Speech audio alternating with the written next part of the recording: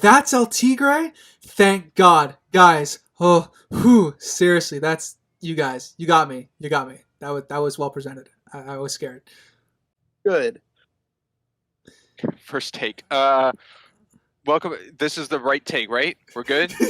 No, but Okay. no, just roll with it. Let's go. Okay, cool. I want to make sure I'm not confused. Welcome everyone to Cheap Seat Critics Podcast. This season 12, episode 4, because the snake draft was the first one. Yeah. Where today we're going over the 3 I chose. With me today we have. Hello, everybody. I'm one of your hosts, a geeky writer. I'm Crimson Maroon. And I'm Spr1nks's, and unfortunately Sinister couldn't make it with us today. We do, however, have socials. You know what? Listen. All right, get close. You've heard me say it before. Unless this is your first episode, welcome. Thank you for being here. I've talked about our socials. It's nothing too fancy. We got a TikTok and Instagram. If you're interested in those things, they're very nice. They got visuals. We have a Facebook. We have a LetterBox. If you like the averaged out like graphs and like math of like calculating all our scores. We also have more of a visual for the whole side over on YouTube, Cheap Seat Critics, as well as Rumble, where we have PNG tubers and a slideshow we do. So yeah, if you wouldn't mind giving us a follow, spreading the word with friends and family, that would really help us out. Woo! All right, we're back. Well said. Thanks. That was I want a little different this time. A little slower. Oh, you brought us in for a more intimate moment with the audience. I really appreciate that. Yeah, we usually sometimes it's like very high paced and like waking someone up in the morning. What if you're like listening to this right before you go to bed? Okay, we'll dial it down. Man, I'm not saying we're dialing down for the entirety of the episode. Okay, we're not doing that. I'm just saying for right now. I mean, yeah. I mean, what if we're recording this before some of us go to bed? Who knows? Who knows. Very, very choice of words, writer. Anyway, the 3 shorts we're doing today is we're doing Paperman, the short, not the movie. We're doing Uncharted, which actually has a full-on name, Uncharted live-action fan film, and then The Kid and the Camera. I'm gonna, being that I'm the third up to bat here, I like the style of like one at a time and kind of like compact them all in one. So we'll just begin with the first one of Paperman, and I'll go over some facts I have, and then we'll go into history and jump right into it. So the facts I have is the release date for Paperman was November 2nd, 2012. It was the short tagged along with Wreck-It Ralph when it was released. Its runtime is 7 minutes. Its genre is animation romance. It is directed by John Cars, and I did not list his other works, unfortunately. Apologies. Also, to keep in theme with the shorts, I decided to limit myself to only doing 3 shorts per short because I'm covering 3 shorts, if that makes sense. So take all this with a grain of salt. Got it off the internet. Who knows how much is true, how much is false. I understood what you were saying. I got you. Thank you. Finally, something I say comes across to people. Not you, audience. You're lovely. Anyway, we have fact number 1, Meander, hopefully I'm pronouncing that correctly, a vector-based drawing program developed by Walt Disney Animation Studios, was first tested in this short to give it the hybrid 2D, 3D look. So it's the first to ever use Meander. Yeah, I can definitely see that. There's definitely a, what's the best word for it? There's definitely that quality to it. Fact number 2. That sounds will be cut. Fact number 2. When the film won the Academy Award for Best Animated Short, producer Christina Reed began throwing paper airplanes adorned with lipstick marks off the balcony where she was seated. She was escorted out of the theater by security, but was allowed to return 10 minutes later after a short protest. That's very oddly specific, but okay. And last fact I have here, which somewhat goes into my history, but the movie Free Guy of 2021, starring Ryan Reynolds and Jodie Comer, drew inspiration from the short film, right down to its score by Christoph Christoph Beck, as both films follow a lonely man who falls in love with a mysterious woman. I haven't seen the film, Oh, surprisingly. No, wait. No. Free Guy. I'm done. I got it. It feels like kind of a common pairing. But Yeah, it seems like a lot of movies kind of do that. yeah, it doesn't seem very unique to this or Free Guy. So, okay, interesting. With that, we'll go into history. Let us start with Crimson. Crimson, what's your history on Paperman? You know what? I have seen Wreck-It Ralph, but I have not seen the short, so I don't know how I missed it. Do they show the shorts in theaters? Yes. It's been a long time since I've seen a Disney movie in theaters. Yes, in theaters. On streaming, they do not pair them normally. Well, I don't know how I missed it, because I think I saw Wreck-It Ralph in the theater. But nonetheless, I somehow missed it. Maybe I showed up late to the movie. Maybe you saw Wreck-It Ralph sometimes. 2, and that's your confusion. Oh, I did not watch that in theaters. Did not spend money on that one. Hence to what I feel about Wreck-It Ralph 2. But that's the extent. I saw this for the podcast. Well, I guess there's other ways. Sprinks has talked about it before. There's people around Sprinks who's talked about it before. So it's been around me. I just have never watched it until now. Okay, we'll go with Ryder, your history. My history of this is I know I've seen it before, but I pretty much didn't remember anything about it until I rewatched it. And it's like I forgot it existed. And then I saw it. I'm like, wait a second. I've seen this before. And I had that whole. I went on a rediscovery of myself, I guess, with my relationship with this film because I know I've seen it before. It's just been a while. Okay. We'll lastly go with mine. Boy, I've seen Paperman, I don't know, 40 plus times. I saw it. I think the first time I probably saw it was Wreck-It Ralph in theaters. And it's just had this very strong connection with me out of all the shorts because I'm a pretty big Disney guy. So I've seen a lot of their shorts from Walt Disney Animation Studios as well as Pixar, which are pretty much classified as two different short style or companies, even though they're both Disney. Let's see. I went to see Free Guy in theaters with Sinister and Crimson, and towards the end, the music from Paperman started playing in the movie, and I recognized it within 2 seconds, and I got real giddy over it, and then I explained afterwards, and Sinister, I think, tried shutting me down and said, there's no way that music is exactly taken out of the short, because Free Guy is not a Disney movie. So I remember that was very memorable in my head. I remember that as a standing out on a sidewalk out of a theater, just saying that there's no way it's possibly that. That's funny. And another little history I have is back in 2017 when I went to Disneyland with my family. I had to stay in a store in downtown Disney during closing to hold on to merchandise as the rest of my family ran off to an art gallery store and picked up a hand-drawn print of Paperman, which is now hanging in my mom's house. That's cool. I like that. I think that's all the history I got on it. I guess with that, we'll go right into it. We can go popcorn if we'd like, or just kind of the traditional. I think with the three of us, we kind of go with the linear popcorn, but anything's up to go.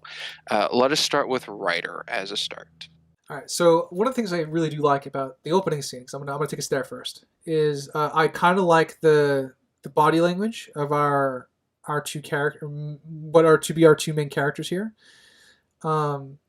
They both have that awkward nervousness, like his hands twitching and she's, brushing her hair back behind her ear, which are usually classic body language signs of like awkward interest, I guess, would be the best way to put it. And I guess to go with that, I have a flaw with this scene. Her lips would not make that mark on the way that we see them. Are you telling me her giant lips didn't make that little kissy shape?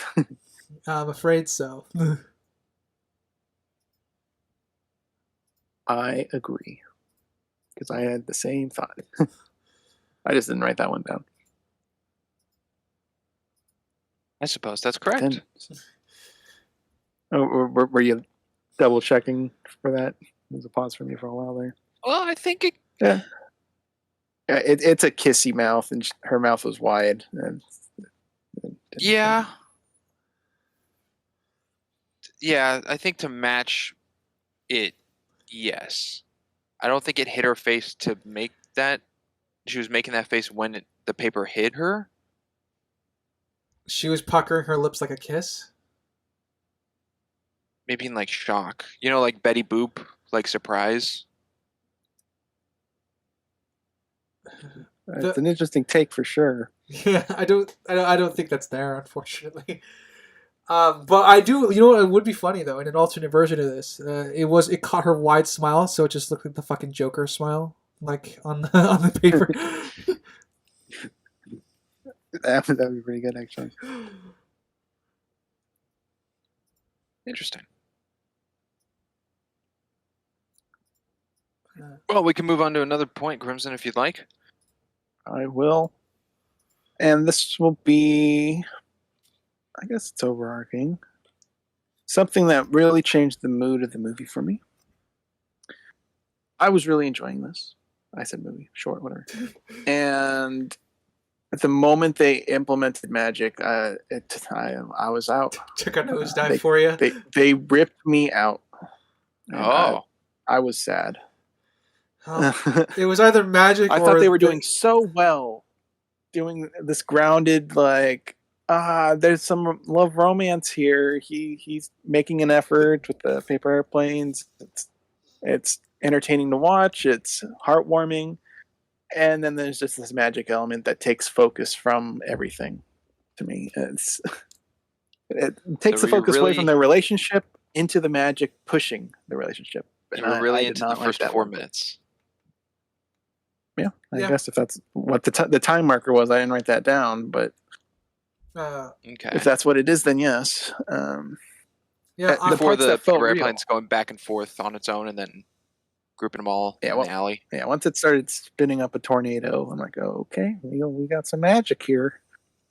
I would have loved it if he dropped it and it eventually landed to her or something when she left the building, or she stumbled upon it on the ground, seeing the lips. I don't know, something realistic, because I liked how they were building this up to be a somewhat realistic romance story, and then they threw in that magical element, which detracted, I think, from the romance aspect, the grounded romance of it.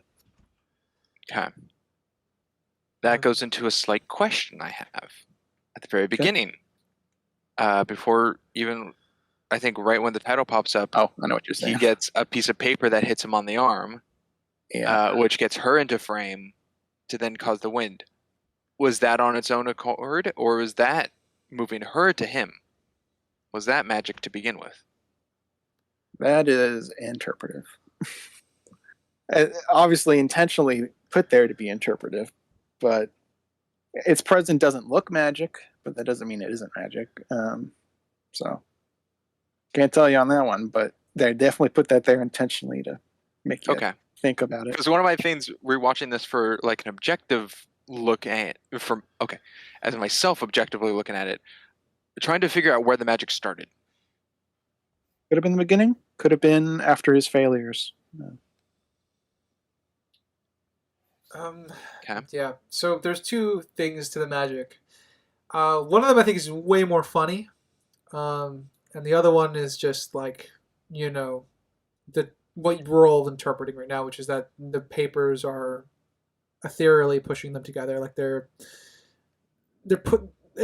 universe is bending to get these two back together, pretty much. The other one is that the papers are sentient. That's also a possibility. Which I thought was funny. I don't think it works, because if papers are sentient, I would have wanted lots of tiny little screams whenever they're folded. Yeah, I saw it as Or more or, of the or get magic some coming horror from. shots of them put in shredders or something. Very I different mean, movie. them Though. being sentient's an idea. I saw the magic more coming from the wind than the airplanes. Yeah. No, I agree. I think it's more the wind. That's because those two kind of go together hand in hand. Though when the only issue that I have with that is probably when the paper plane is going faster than the traffic beneath it. Um, Oh yeah, when it's whizzing by to get to her. yeah, that's the only that it being wind magic or something ethereal is more okay with me. But that would be the issue that I take with the wind magic is that scene specifically. Well, and the parts where they're trying to stop him while he's walking and he tosses them aside, then they fly around and hit him from the front. The wind isn't changing the directions. His hair is not moving with them to such a degree where the wind is moving. I'm pretty convinced it's the planes. That That's also true. could go into it because when he's on the train sitting down and tries to get up, They're and still moves, holding him down. they're Yeah. holding him down, and the kid's balloon doesn't move at all. Yeah, so I'm pretty confident it's the planes. It's also inaccurate. The balloon was not killing the kid. This goes against everything I've learned Wow. in this short series so far. That was Well, this is a prequel. This is a prequel to Billy's Balloon, actually. A little nitpick I have. It's not too out of line, but it's a little odd when we're introduced to the female.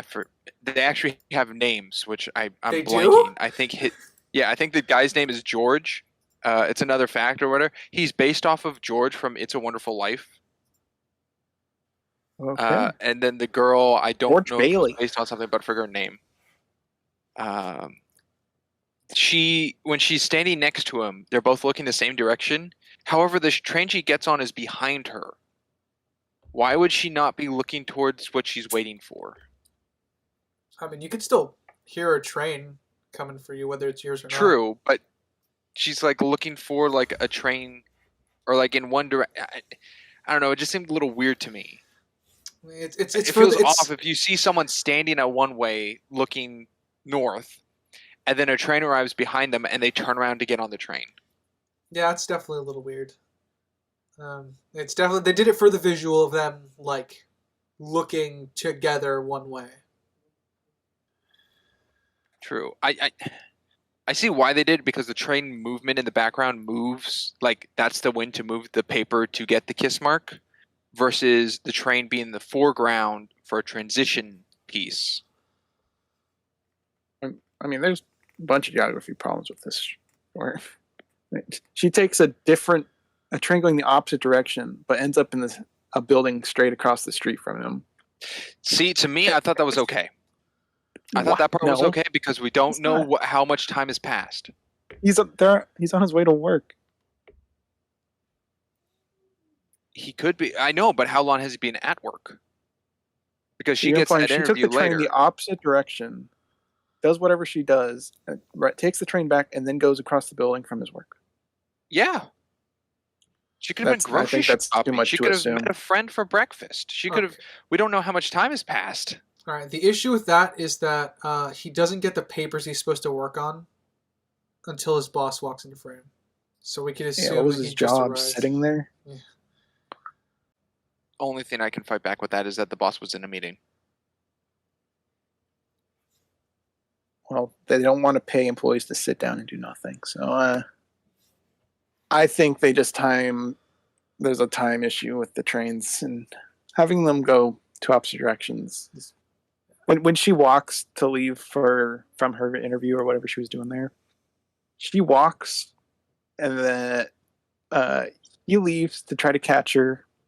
The planes push him to the train and push her to the train, which is opposite trains. She walked to the other station at the time it took him to go down the building to his train station. Oh, I see what you're saying. Yeah, that doesn't add up. There's a big geography problem. Oh god.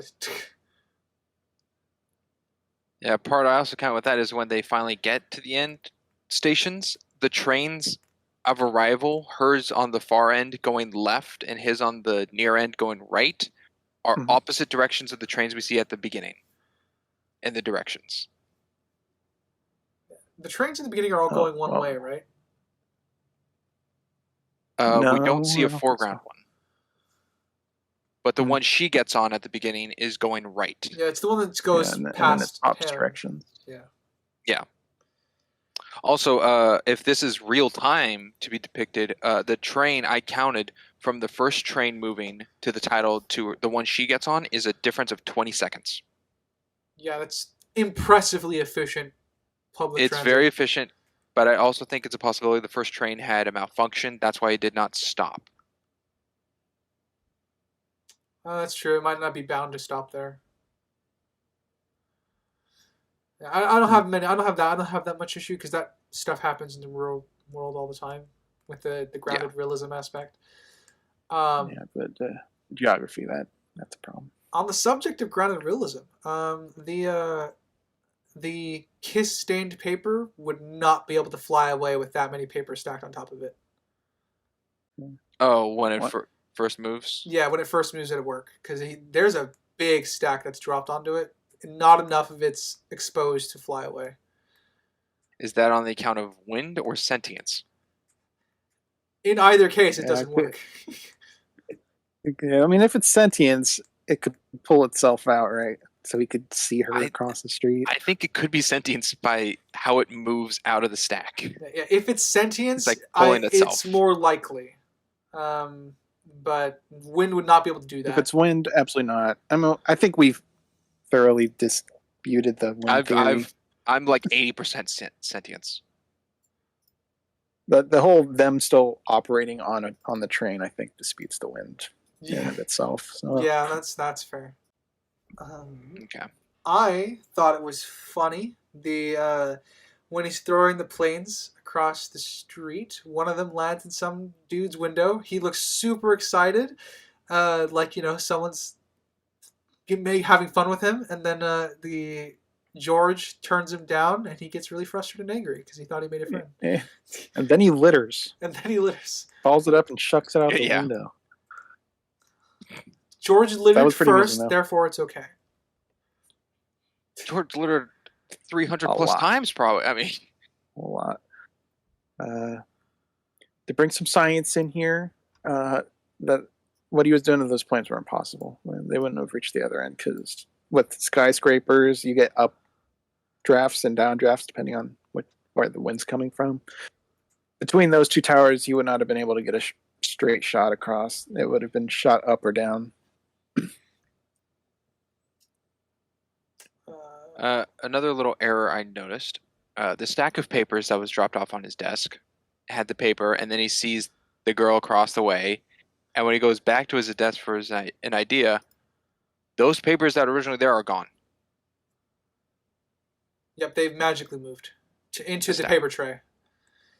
No, the paper tray was full to begin with. Oh, really? Okay.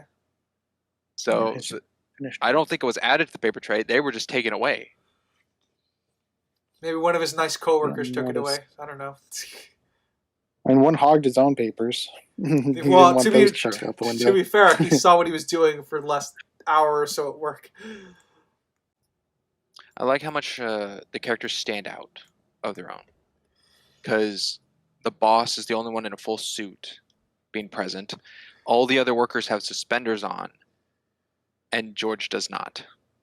My only complaint on character appearances is when he's on the street in New York, all the guys look the same. Yeah. That's the only complaint I have on appearances, but it's a minor one. Yeah. Okay. Crimson, you got another point?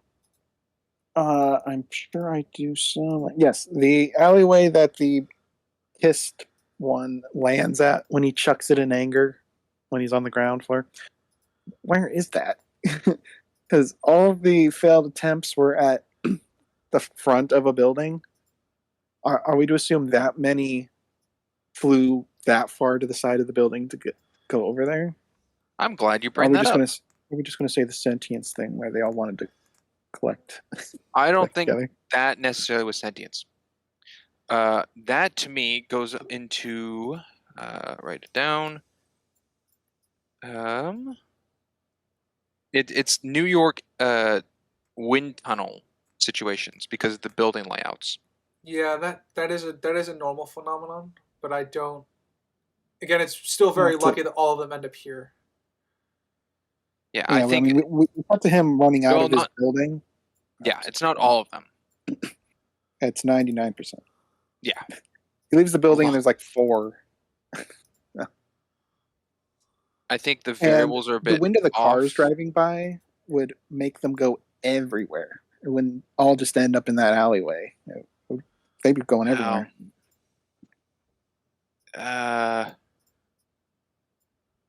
That's a good question. I don't know Yeah. how the height, because there's no visual really shown of the height of the wind occurrence of the cars driving below, how high it would rise versus a wind tunnel if it is between those two buildings. Wait, what are you saying now? Like you're saying that all the cars below would affect the wind of all the airplanes he throws. I don't necessarily know Once how they're high. at ground level is what I'm Oh, saying. when they're at ground level, yes. Yeah. Sorry. When they're okay, yes. No, just skyscrapers themselves have certain. That's what I brought up earlier, where it wouldn't go straight across because skyscrapers get up and down drafts because the wind Isn't that a thing smacks the sides of the buildings, pushing air up and down. Yeah, isn't that a thing like you can't throw a penny off the Empire State Building or something? It comes like right back. No. I thought I knew something like that. Like you can't drop something off. But that sounds familiar because there's a lot of updrafts. So I don't think it's pennies, but there's definitely something like you can't do papers and stuff like that, or something very thin. Because I think pennies will drop and actually just kill someone. Yeah, I think MythBusters did something on that. Okay, like that sounds familiar or something. But yeah, there would be some winds affecting the planes that would prevent them from crossing the street. What I was saying earlier. Or birds that just fly into them. Yeah. Yeah, the car thing I was bringing up was just more reason to why there wouldn't be that many in that alley is what I was saying with the cars. Because it's not that just the natural wind pulling them into an alleyway. It's the cars would throw them everywhere. Past the alleyway, up the street further, into the road itself. Lots of factors going on. Yeah. I quite like, I guess, the build up to the idea that the one with the kiss mark on it's going to be the one, and then obviously he does takes it away, and the wind takes it away. That was a nice little subversion of expectations. Like you think that this is gonna be the one because this is the one that's been, I guess, the most sentient / magical. On that note, what do we think of his boss? I don't know what his job is. Not the entire building, not just the boss for himself. Because the boss wasn't like. It implies that those papers he tossed weren't unique papers. Like if those were like client papers for some business, the boss would have to be like, "All right, what'd you get rid of? We need to reprint those." Well, he just brings out a new stack of random papers. I would imagine they're unique papers and not just nonsense. The company, yeah. So there would be more issues with him just chucking them out the window than just here's a new stack of papers. Yeah, I think they're all the same paper. Yeah, no, it looks like they're like fill-out forms almost. That's kind of what I saw them as with what little screen time we had of the papers themselves. They looked like fill-out forms, but I don't know what they're doing here. Office work. I don't know. Filling out something, but there's nothing around to fill in. There's no people around to get answers out of. There's no computers to look things up on.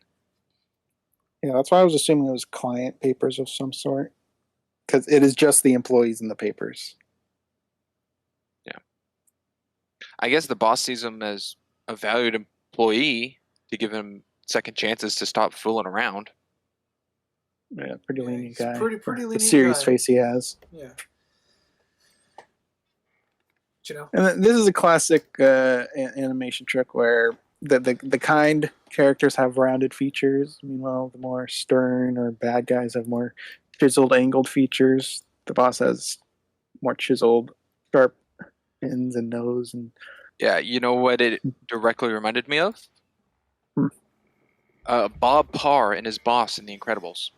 Yep, I got pretty much the head of him for sure in that. Yeah. I His hope we boss is don't very cover him. Squared and angled, and Bob's round.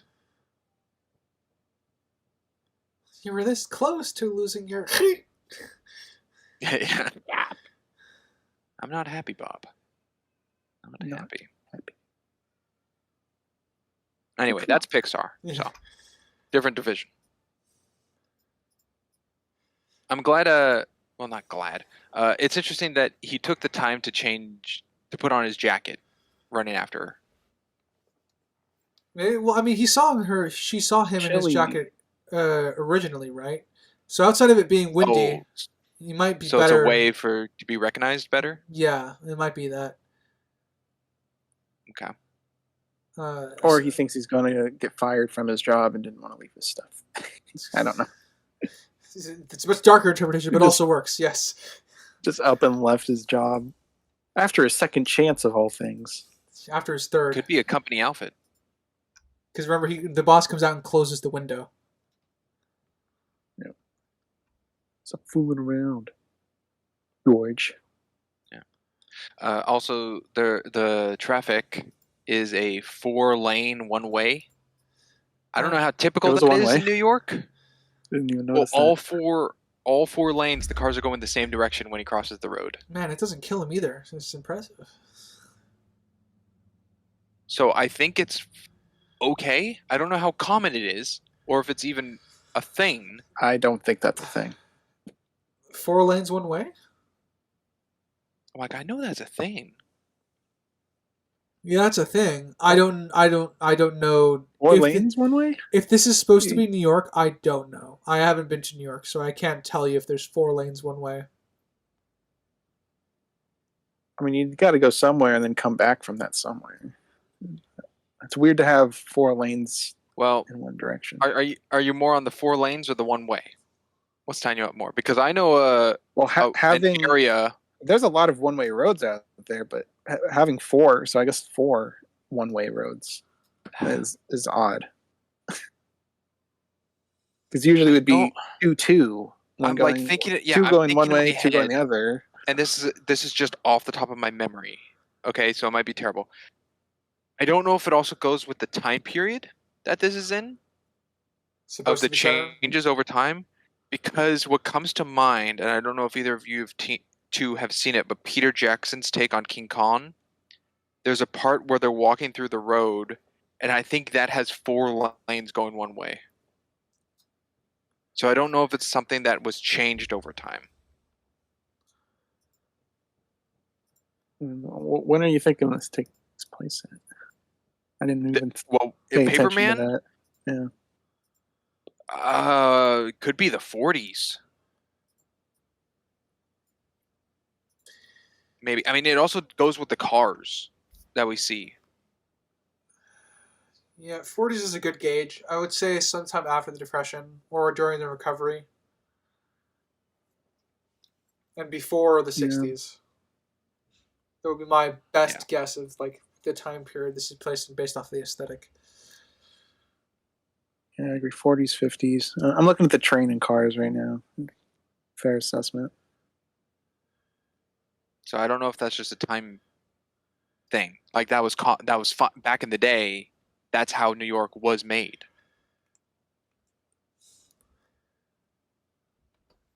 I don't know. It's possible. So I'm it's knowledgeable enough on Yeah, I'm not roadway well histories, versed on it. but I don't do I would roads, imagine even back surprisingly. then people would need a way back up a street though. Yeah, Well, I if someone mean, would it'd like just to be comment, it would be that'd like be cool. in my head, it would be one street's one way, and then you go down. There'd be smaller streets connecting to another one that's going the opposite way.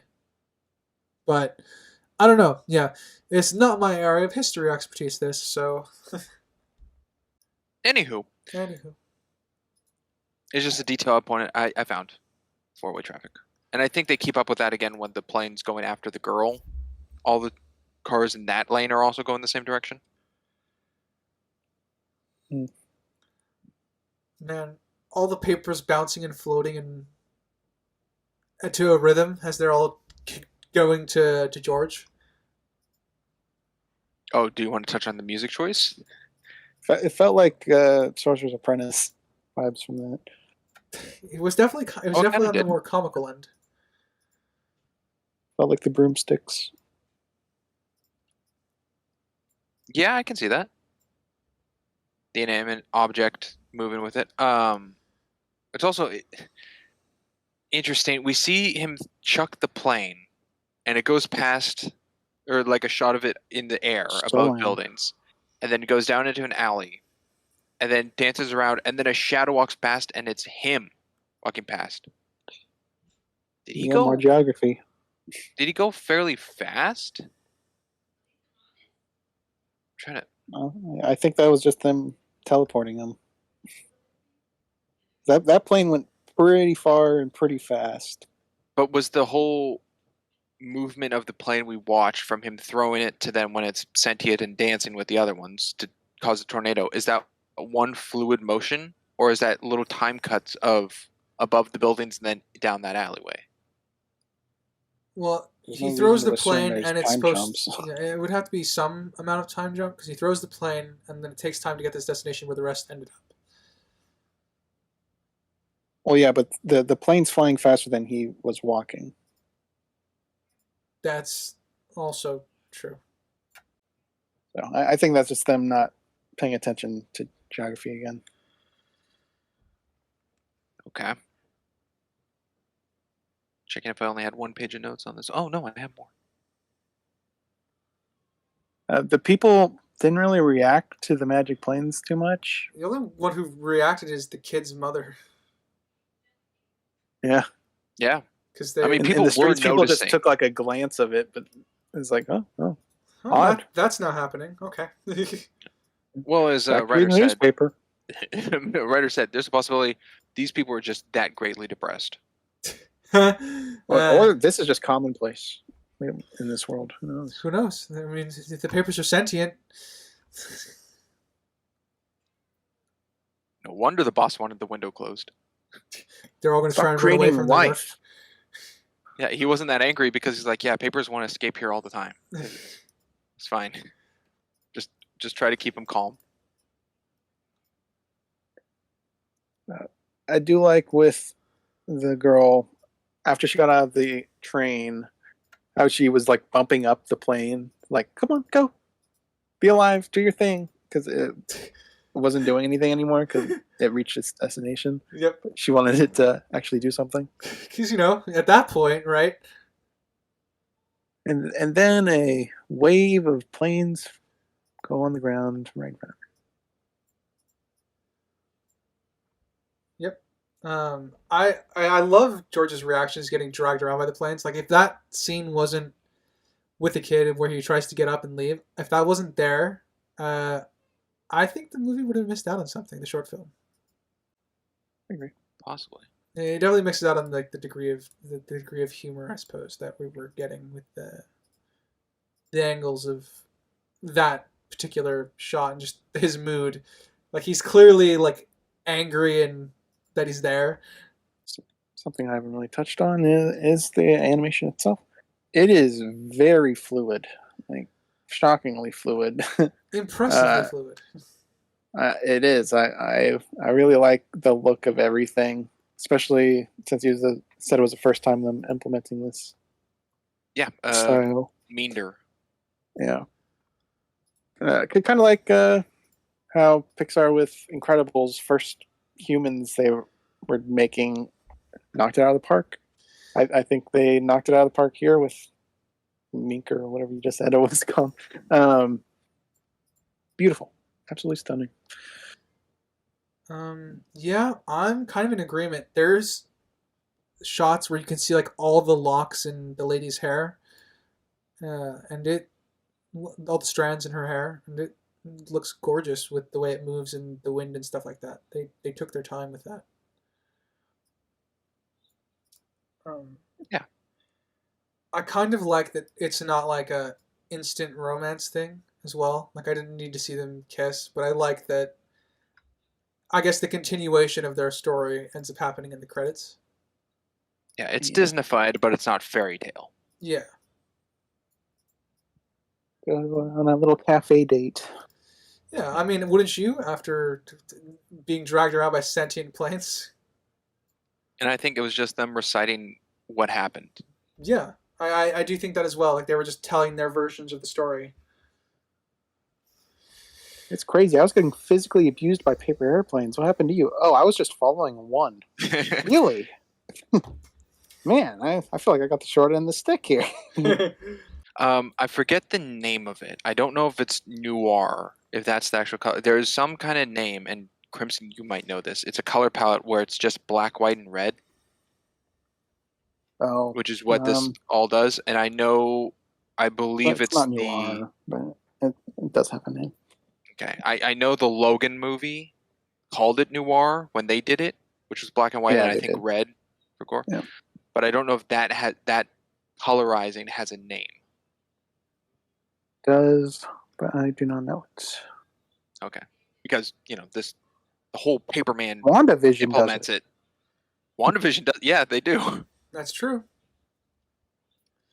Yeah, I don't think I have much more to add on this episode.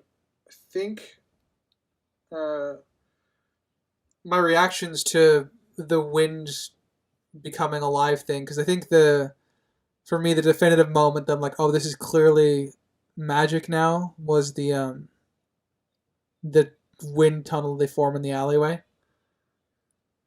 Yeah, the tornado. Yeah, I wrote a few jokes, but none of them are worthwhile, I think, to share. Made you laugh in the moment. Yeah, got my laugh in the moment for sure. Gotcha. Does anyone have anything else then on Paperman? I brought up with Cyberpunk Edge Runners that I think it was better that it was, I guess, in essence, a silent film. There's no dialogue. Do you guys think this is better as a silent film? Yeah, Yes. I think so. I think the convey of the animated facial features clearly tell you what the characters are going through. Yeah, they exaggerate the facial features enough to bring you right into what they're thinking about. It happens right after when, to me, an instance was when the airplane hits a bird and George is so confused, like, what are the odds? That's true. Finally got one. Boom. Oh, dang. I agree. I think this is better as a silent film. But I think it also my last strengthens. Yeah, I should cover this in Edge Runner, so sorry that I'm bringing a recap topic here. I think something strengthens the music choice if there's no dialogue to it. I think the emotional response complements a music piece more than a lyrical and a dialogue. Yeah, I think I'm going to say that's case by case. I'm not going to put a broad spectrum on that one. Yeah, I'm kind of in the same camp that it's case by case. I do like it how it works for this film, though. Like, it's not. I think there's a better quality to the choice of not having dialogue, so the music is carrying your emotions more. Especially since the music's not lyrical, right? Yeah, there's no lyrics in the music for this. Yeah. It's just orchestral. So the music is essentially supposed to be your guide for emotions. Yep. So I think it's stronger for it. Gotcha. Well, if no one has anything else, I guess we can go right into review and rating. All right, sweet. Let's start with Crimson, because you said yep. Seems like you're real gun-ho. I gotta stop talking like that, you know? I seem to regret it quite often. I will go with my subjective shocker. I think I've done that in the past few. So, as I mentioned in the beginning, the magic definitely lowered it for me. I was first 4 minutes. I was like, "Oh, this might be like a 8.5. I'm getting good vibes from this. Good romance story, writer. This is a good. Trying to get feel points from me. This would have been a good example for me on a good romance. but they had to do that to me. So what would have been probably an 8.5 or 8 is now a 7.5. It did get lowered from that. Still not bad. Still enjoyable, yeah, but it could have been great. Could have reached higher highs than many of the things. Yeah. But objectively, I brought up heavily just the geography is, I think, the biggest issue in this, other than just, I think the magic does take away from their relationship and puts more of a focus on the magic aspect than their relationship, which is unfortunate because I think this is driven by the relationship, not the magic, but it does take the spotlight away from it. And I brought up how the wind is also a not realistic depiction of wind and kind of dissuade wind being magic in this, at least in relation to with the planes. So with the updrafts, downdrafts, in the cars, and all of them ending up in that alleyway, don't see that happening. So objectively, I mean, the characters, they were in character, I guess. I don't know if the girl would chase a random paper airplane, but based off this, I guess she would, because we don't know anything else about her. She loves chasing planes. She was just fascinated I'll by it. Yeah, I was like, I recognize those lips. Those are my lips. So I'm giving it a 7.5. Again, Tied for both. I know you don't like that. I hate it. It's coming up a lot lately. Ryder, let's go with you next. All right. I will give my subjective first. I quite enjoyed it. I don't think this is my favorite like short done in this style. But it was nice. It was pleasant. And I wouldn't dissuade anybody for not watching it. So I'm gonna give it my high average of 7. Because I don't feel like I have to add any caveats to that. Objectively speaking, I had a lot of issues with the world building, and it mostly pertains to I don't know how these papers are sentient or what magic that's infused in them, and geography doesn't make sense. So, man, this is gonna be the characters I like. Let's start there. They're very very simple, but I think they get their point across very very. Just within the animation, like we don't need dialogue from them. You understand what they're thinking whenever you see them. And I think that's to this short film's strength. I think the world building is an absolute mess. Mostly pertains to the magic system. Because I don't understand how everything is working. And it's inconsistent with even our best guesses, except for the paper planes potentially being sentient. But if they are sentient, that adds a whole other layer of issues, because I don't know why they would stay stacked together. I don't know why they wouldn't constantly be just trying to leave. Or I don't know if Toy Story 4 rules apply, where whichever one has a special imprint just comes alive. It's one of those things where it's very unclear. So unfortunately, that really, really drags down the world building for me. Well, there's also, if they're sentient, motive. Yeah. Why would these paper planes care about bringing these two strangers together? Oh God, yeah, I didn't even think about that. But yeah, that is also a factor. And then plot is kind of tied, unfortunately, to the terrible world building and the geography of what's going on. Geography is a major problem in this. But the plot that's not tied to the world building as it pertains to the characters, I think is pretty okay. Like, it's not good. It didn't break the what is it called? When the plot is tied to the characters, it doesn't really break the continuity. Like, it makes sense from what we understand of them to be making the choices that they are.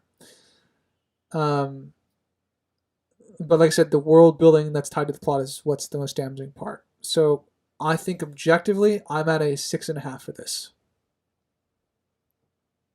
Okay. I'll go lastly here. Boy, what to start with? What to start with? I'm going to start with objective. I'll start with objective, which did go down half a point in our conversation. It was originally a 7. I am now at a 6.5 because I did not factor in all this geography stuff. I noticed one thing, but out of everything that was shared by the two of you, it's problematic. So it goes down. I do think the time period really helps depict this whimsical feel, and I think it also helps with the portrayal of black and white, and red with whatever it's called. But I think that helps with a familiarity of like makes it feel older, because of like black and white movies and photography used in that era. So I think that helps with the theming, if that's the right thing I'm saying here. Aesthetic, For I it think, all, is more your. aesthetic. Thank you. I'll go with aesthetic because, as we know, I'm not 100% on what theme is. R. I really like the characters of George, and I forget the girl's name. I didn't write down. It was one of the facts, but I didn't want to go crazy with the facts. So the two characters I do really enjoy. The boss I think was good. I like the shaping of everything that Crimson point out. Like he's all squared and like cut like sharp corners and everything to make him like to the point and sharp pretty much. And he's more round and a little more loosey goosey. And the papers being sentient, I was more on the wind to start with. I thought it was a whole wind thing, but the papers being sentient also works in either case. And I think it also works with the beginning of the first paper hitting him and dragging her to him. Could have been a sentient paper on her own. I don't know necessarily why they all have to be airplanes or from George, unless he's magic and he's the one who puts the life into them. Possibility. Let's see. I think it's really good with lighting. With only two, like the black and white color scheme, the lighting is really good in the city. Like the movement of all the cars and their shadows, and the airplanes of not only moving on their own, but the shadows they create. I think my favorite lighting shot is when George comes out of the train and it's just like the girl's head blocking the sun, and it's cutting a little back and forth as papers fly by. I think that's beautiful looking.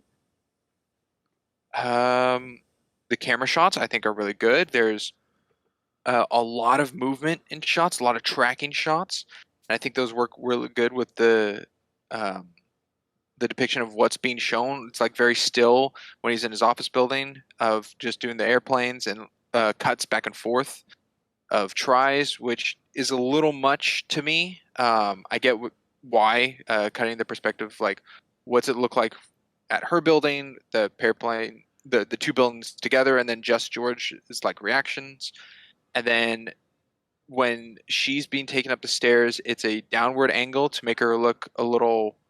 I don't know if they actually changed her look to make her look bigger, but it's like she's going upward towards like happiness. As for him, he's being dragged at a Dutch angle of like uncertainty, and I like the parallel between those two.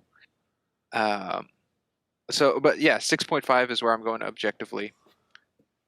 Subjectively, and I know the drums would be drumming here because I'd say something. However, this is not a flawless animation. There are little tweaks and errors that do stand out, which does not make it a 10 in my book. It is a 9.5. It is my favorite Walt Disney. Ooh, actually, that's a good question now because Once Upon a Studio came out. I think it's hard. It's a contender being first placed as my favorite Walt Disney animation studio short. I'll say that because Once Upon a Studio is really good, and at the time of the Snake Draft, that was not out yet. But I highly enjoy this. I watch it all the time. If I'm ever sometimes I do like just like all the shorts. Just watch all the shorts. Paperman has to be in the list of watch. I can't go to bed. I can't walk out. I can't leave without watching Paperman in there. I recommend it to people. It was my number one pick for the Snake Draft for a reason. I had to stick to my guns on it. Yeah, 9.5. Fair enough, sir. Yeah, Well, I'm sorry you for still breaking made the streak history. of tens. Still the first 9.5, I think. Oh, the first overall 9 point. Yeah, Yeah, that might still be your first 9.5. Yeah. I'm checking the charts. Yeah, on both objective and subjective, first 9.5. wonderful history. Yeah, we're making a lot of Speaking about history this history, season. yeah. Speaking about history, let's go to something that focuses on history in the next short, Uncharted, the live-action fan film. Da, da, da. Let me begin with facts, and then we'll go into history on that one. So the initial release date for this one was July 16th, 2018. It has a runtime of 14 minutes. Its genre is short and mystery. I didn't really know short is a genre, but it was listed as such when I looked it up. The director is Alan Ungar. Hopefully I'm pronouncing that correctly, or Ungar. He is the director of the 2022 movie Bandit, and he was the producer of Sympathy of the Devil of 2023, which is a Nicolas Cage film. Oh, is that the one with Pedro Pascal? No, that is Unbreakable Weight of Massive Talent. Oh, okay. Sorry. Continue, sir. No, all good. 3 fun facts I have here is, first off, Nathan Fillion, who plays Nathan Drake in the fan film, has been campaigning to play the character since 2010. Yep. Second here, Sully has emails referencing the games. The first is from Chloe Frazier with the info of this mission. The second is from Drake and shows his love of playing Marco Polo. And the third is from Charlie Cutter and is about getting a mobile phone contract, which he doesn't do as he runs out of credit in the third game set after this story. Oh, is that what is it called? Or do we see the emails when he's getting the house details? I believe so, yes. Yeah. When Okay. Sully's looking at his laptop. And the last fact I have here, which is humorous, both Naughty Dog vice president and series writer and director Neil Druckmann, and then not with those caveats, but just Sean Levy on his own. So not to be confused, like he is a director of Naughty Dog and all that. So the two of them and Sean Levy love the fan film very much. Levy was set to direct the 2022 Uncharted movie, but left the project to make Free Guy. So not as much passion as perceived. I guess I guess so. not. He also might have walked out due to creative differences because he might have wanted to cast Nathan Also a Fillion. possibility. Because I know. Well, the only facts I know about this is that Sony felt that Nathan Fillion wasn't a household name, so that's the reason they went with Tom Holland instead. Boo. Yeah, I know. Boo. It was that, and not that he was too old for the role. Yep, that was He looks great. that is the role that is the reason that is given. Well, they wanted the Uncharted movie with Tom Holland to be a franchise, not a one-off. So Yeah. if they were to cast Nathan Fillion, who's probably 50 or something, That we can comment on because we've all seen that movie. Even Yeah. though we should not go into any, of course, review of it. Good God. it's objectively this number. Oh, well. Anywho, with that, we'll go into history. Ryder, let's start with your history. All right, so I have unfortunately I'm an Xbox gamer, so my experience with the Uncharted games are unfortunately non-existent. However, I am very familiar with them in the sense that I've watched other YouTubers play through them. I've been fascinated with the story. It's kind of like it fills the niche in my heart the same way that Tomb Raider does, which is fast-paced action sets and your good story to go with it. And yeah, so I heard about this because I'm a huge Nathan Fillion fan, and I'm like, oh, that's a good cast. And I watched the short film, and I loved it, and I hoped to whatever powers that be that he would one day be the star of a Nathan Drake film franchise. I got Tom Holland instead. And Mark Wahlberg. See, I forget about Mark Wahlberg because everybody forgets about Mark Wahlberg. I was quite disappointed in comparison. This shows much more love and respect for the franchise in these 14 minutes than that entire movie did. So, it's my short history, I suppose. So I've seen this before. This is probably my 4th time watching it for the podcast. Because I do occasionally return to it to scratch my Nathan Fillion itch. whenever I miss him, because I think he's a wonderful and underutilized actor. Wonderful. Normally I would go to Crimson, but he doesn't like getting picked on, apparently. So I'll go with my history next. Let's see. I am also one of those loyal to some and filthy to others Xbox at heart player. So I've barely touched an Uncharted game. I've played a demo for one, I think, at a GameStop. Whether that was Uncharted 2 or 3, I can't remember. I think that's all I really have of Uncharted. I'm a Tomb Raider guy. Not saying I'm set as a Tomb Raider guy. I'm saying I could be changed. I just haven't had access to. You haven't had the experience. Yeah, I haven't had the experience and gone through it, which I would like to. I'm not against. I welcome it. However, with this short, I think this is my third or fourth time watching the short. I am also a big Nathan Fillion guy. I think he's great. I think Crimson's the biggest, though, out of Ryder and myself here. I think he's a phenomenal casting for this. I also think Stephen Lane as Sully is a wonderful casting for what they did. It's so nice to see him not hidden behind blue CGI. Yeah, that's true. That's true. I still think he would be a great Deathstroke, but I think they're wonderfully done. And the reason why people could be asking, you don't know anything about Uncharted and you chose this for your draft? Yes, the reason I chose this for my draft is because in the Snake draft, I saw it as more competitive of taking things, and I wanted to take a Nathan Fillion thing away from Crimson, so I snatched it. I did it as like a game situation for the Snake draft. So that's why it's in my list. But that will move to Crimson. Because he was a meanie. He was a meanie at heart. Sure. By this time, steal from me. By this time, recap of season 11 has come out. So if you want to see the revenge, I guess, of the meanies who got back at me in that segment we did. Good times. We were very cordial. Anyway, Crimson, proceed. All right, my history. Uncharted, I have played none of them. Like Ryder, I've seen some gameplay videos, I think, of the fourth one? Third one? I don't know. One of either the third or the fourth one. Well, which one has Sam in it? Or is Sam in both of them?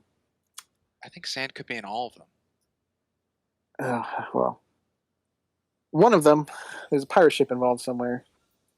Oh, the movie? With Tom Holland? Yeah, the movie. Yeah, I've seen the movie. As for Nathan Fillion, I've seen him in a lot of stuff. My favorite game of all time, Halo 5 Guardians. Don't lie to said the audience. Nobody ever. Hey, he's the best part of that. He's the best part of it. Buck. Castle, which I need to get Ryder to watch. As a writer, he hasn't seen the writing show. Interesting. It's not really a writing show, but I know what you mean. One of the we've already covered Firefly and Serenity. Oh, same thing, but yes. Good stuff. Anything else Uncharted? No, I've seen this. I think like you guys 4 times. So wow, there you go. Kind of lined that one up perfectly. Wonderful. Well, with that, I guess we'll jump right into it. If no one has anything else. Oh, one more. Sprinks. Never mind. If you're done borrowing my Nathan Fillion body pillow, you can return it whenever you want. Oh, you probably don't want it back. Yeah. Sorry, I did not expect that joke. You got me. No, it's fine. So let's see here. We got the beginning. We have a quote or a line in this ship and in the junk, which mutinied against us. There were. Oh my gosh, I know my notes. Ugh. There were lost the richest spoils that ever were seen by, oh boy, Alfonso de Albuquerque. Alfonso de Albuquerque, yes. Okay, 1511. Man, so this is taking place during. I'm not a history guy. I don't know who that is. I know who Magellan is. I don't know Albuquerque though, so even I can't answer that question for you. Okay, is this a fictional person or a real person? It's possible that it's a fictional person. I know, like the Uncharted, like Tomb Raider, they ground itself in some sort of mythology and then they expand upon it in their own way. So It's very possible that this is fictional, but based off of a loose train of Yeah. events. So I'm not familiar with, but I do know in an interview Nathan Fillion had, he did talk about they actually did research for this film, so I would imagine it's based off of someone real. oh, okay. Oh, I forgot to say popcorn structure. You can go wherever. All right. So the credits, I do like the use of black and white with the background and the white text. That's interesting because this has no credits. I know. I mean, this cuts abruptly, setting up something that doesn't happen. Give us the rest. Afonso, I would like the rest. I'll say that. Afonso de Albuquerque was a Portuguese statesman, and he died in December 16, 1515 in India. So that would have been a couple of years after that he would have left that message. I guess that lines up. Yeah, that works. Works for me. They did their research. Good enough for me. Some random statesman guy. No. What I think was...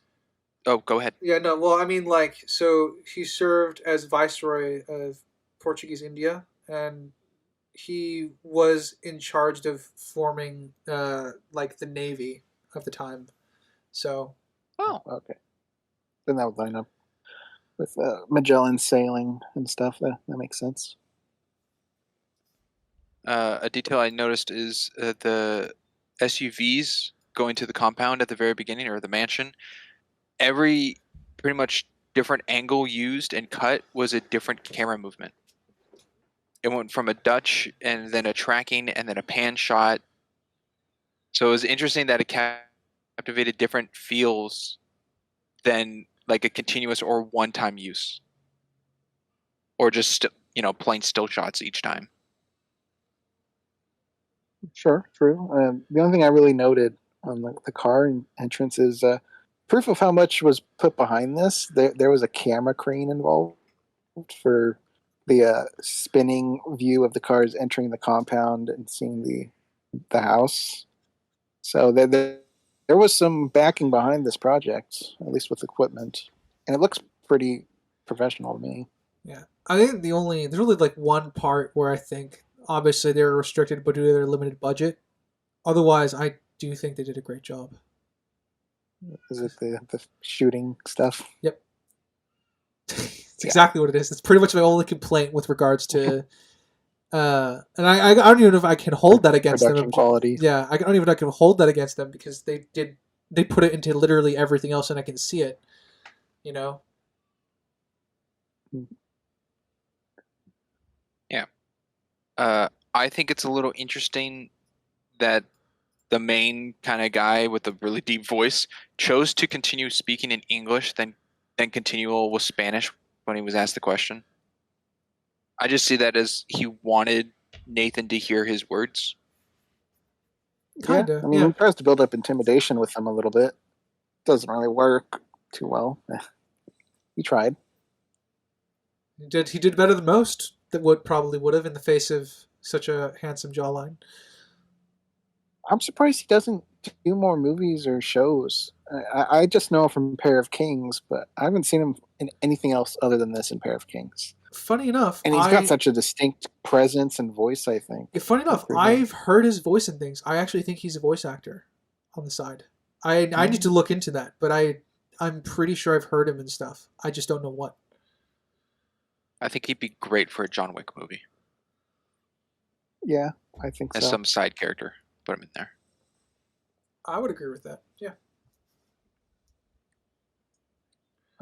Not really being a Uncharted fan, I do appreciate how accurate they are to the looks of the characters we have. Nathan Drake looks like Nathan Drake. Yeah, they get the costume. The outfit. They get the costume pretty spot on. Yeah. And Sully looks like Sully. Sully looks like Sully. The white mustache and the red shirt. Yeah, they cast the correct people, and like I said, the leather straps to me are what makes Nathan Drake an iconic character, because that's what I remember whenever I think about the character. Yeah, I think they're pretty synonymous with him. I'll say I'm not too familiar with the girl they meet up with. Chloe. Yeah. I'm sure if I'm not these two look familiar great, with her. she does. I'm just not. I don't know of her in the game. Mhm. Yeah, was Chloe the girl in the movie, or was that a different? That's a great character? question. I don't remember. I don't God, know. I don't remember either because I tried to block that movie out of my mind. You mean the one who the thing with Backstabbed and Antonio everything. Banderas kind of thing? Yeah. I don't know. Oh, I remember okay. very little of that I movie. looked up Chloe. All right, I guess she is a miscast in the visual department. Oh. All right, well, they got Chloe wrong, but they got got- Nathan right, and Nathan and Sully, from Sully. what I understand, are the two that you would need to nail to get a good movie. So, but then again, I don't remember Chloe's look off the top of my head either. So, Yeah, you know. Chloe was the Tom main Holland character and of Mark the Wahlberg. Uncharted DLC. I think. that was the sound of me swinging at the air, cursing God Yeah. for this. And we could have had it. Could have been good, and then I got shit. This is one of the only other things I've seen Stephen Lane in, too. He's in Avatar, he's in this, and I know he's kind of the main guy in the Get Out. Not Get Out. Don't Breathe. Yeah. Yeah. He's the blind bad guy. Yeah. He's a great actor. I just wish he was in more stuff. Same. I mean, even in Avatar 2, I think his performance was great. Yeah, he was one of the better performances in that film, I think. The performance, not a great character. Yeah. In the second one, but he did his acting all right. Yeah. Give him that much. I think I'd agree with that with most of the characters in the second one. Even Jake. Who? I'll cut to... Yeah, funny. I'll cut to a detail I really liked is when El Tigre's punching Nathan. They did makeup department of actually having reddened cheeks from where he was hit. Yeah, I Like before it cuts to like full beat up. Yeah. I like it as well. The problem is they're brass knuckles, and I do think they would leave a bit more of a mark. Though I know you don't want to probably pierce the skin, probably. Yeah. On a first contact? Yeah. Yeah. Especially the wind-up he did, anyway. Especially the way he's swinging it. Yeah. But he's just a little guy. That's just sizist. Man, you need to go rewatch Star Wars. Like I think Yoda has something to say about that. I think Yoda was supposed to needed a lightsaber. Okay. No, let's not open that can of beans. Yeah, no, like I said, I again, budget restrictions, I attribute most of that to. I do like the continuity of it, that the makeup gets a little worse the longer it goes on. I appreciate that. And obviously you don't want to hurt that perfect jawline, so I get it. No. Why would you hide it? Do you guys find it an issue that they didn't fully check him for an earpiece? I did write that down. Upon capture. I was going to bring up a question with you guys because I didn't know if you knew more about Uncharted, which so far didn't seem like it. No. Whether or not Sully is well known to be with Nathan Drake, or if he's kind of like an outside man to the name of Nathan Drake. I think he's more as a solo guy. I think Sully's the guy in the chair for like almost every mission. Nathan Drake is like the face I'm saying of... with like people though. Do people think Nathan Drake and Sully, or is it just Nathan Drake? Nathan Drake's the infamous legend. In the same way that people would only see Lara Croft. Like, they don't know if she has a person in the chair or whether or not she does. Yeah, Lara Croft saved this thing. No one's going to bring up Jonah. Never. Spider-Man saved us. No one's going to talk about Ned. Yeah, because if people knew Nathan Drake had a guy in the chair, then I would have more of an issue with it. But if he's seen as like a solo act, I don't see too much of an issue with it then. Oh, it's like Ethan Hunt did all the work, but I forget Simon Pegg's character. He's the guy in the chair, and they just... Benji, yeah. But yeah, it's also a very, very small earpiece. Like, if there was obviously something in there, I think they would have checked. but it's small enough that they get away with it. Yeah, I think it's more along the lines that just like bagged and tagged Nathan Drake. Like he could have been out just in a street and they just threw him in a car. They didn't actually check him over. Well, yeah, they said he was going for the border, so they caught him before he left. And they just dropped him off here, so But they did Don't know check if him for a they compass bagged him or beforehand, anything. though. Yeah, they definitely That's true. shook down his pockets. Shaked down his pockets. Sorry, language is funny. Oh, all good. yeah, they could have put a bag over his head in the car though, so they didn't search the ears. Maybe I don't know. That's Possibly. just assuming. But I will evidence of that tackle one. what I think is a wonderful detail is we figure out that the needle is missing from the compass when it's lifted upward and the gravity takes it, the other needle, and points it down Yeah, because it's not Mhm. connected. it's broken.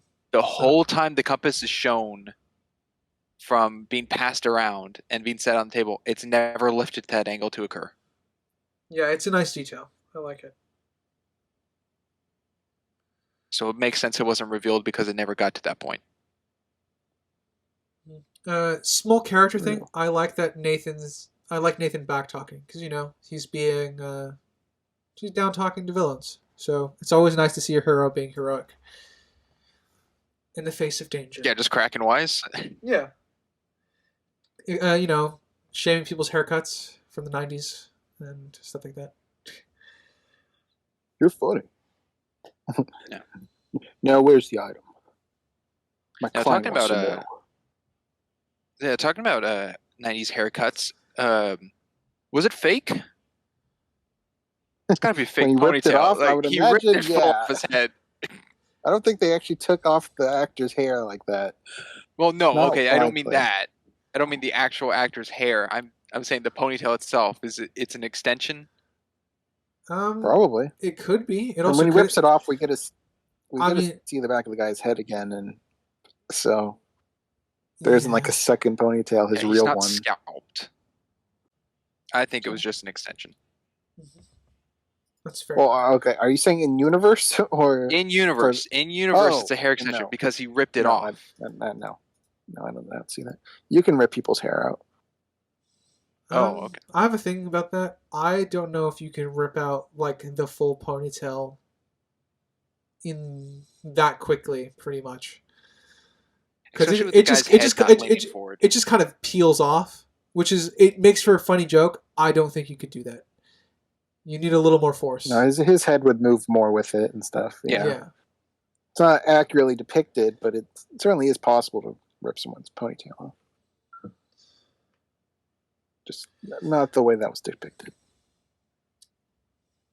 Another thing depicted that I wasn't sure of when he got in a fight, one guy he kicks in the balls and knocks him out with it. Hey, that knocks the wind out of you. Yeah. He would definitely go down. I would just need Nathan Drake to double tap him in the head for the knockout. Double punch. Yeah. Or it's the swift kick to the head, Yeah, as I he puts him over. Because other than that, I think for like probably not having many stunt choreographers, and I think the fight scene is okay. Did the guy hit his head when he landed on the ground? That might have been it. After being kicked in the balls? Possibly. Yeah.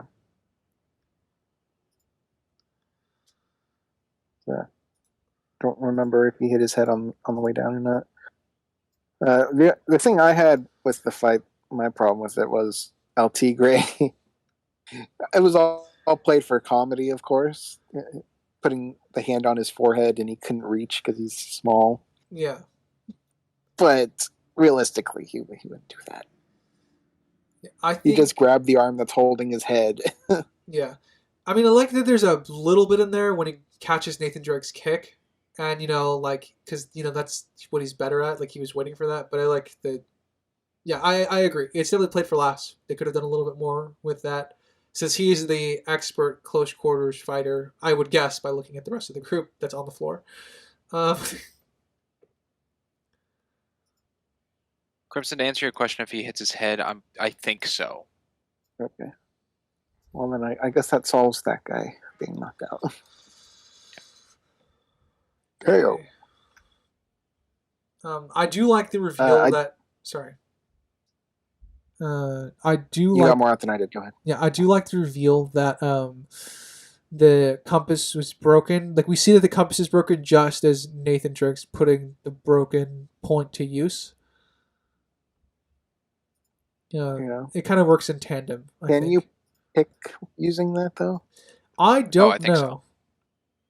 From this, according to this movie, I could think so, but I don't know if that's realistic. I don't know if I can just attribute that to Nathan Drake being handy, but I don't know.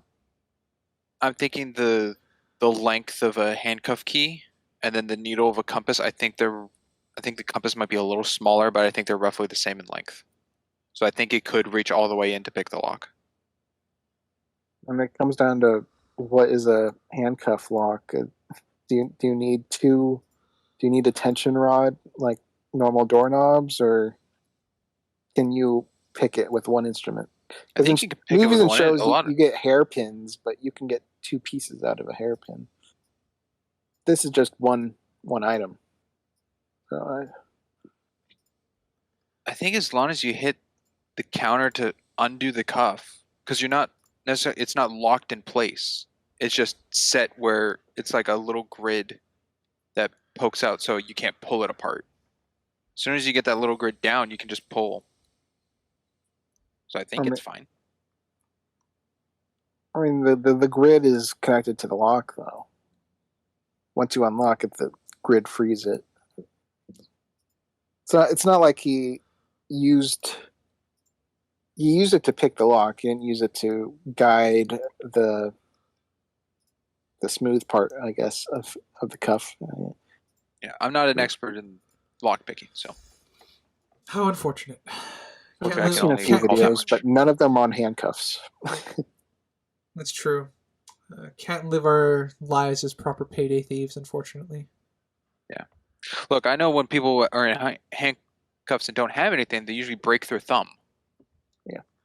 That's and he didn't use it like a bump key either. Don't use bump keys, kids. That's illegal.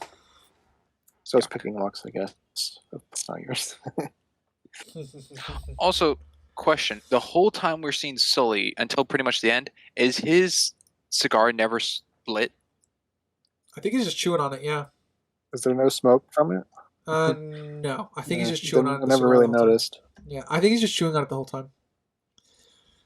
Little vice. Yeah, and then obviously he lights it when they win, or they're off to their next adventure.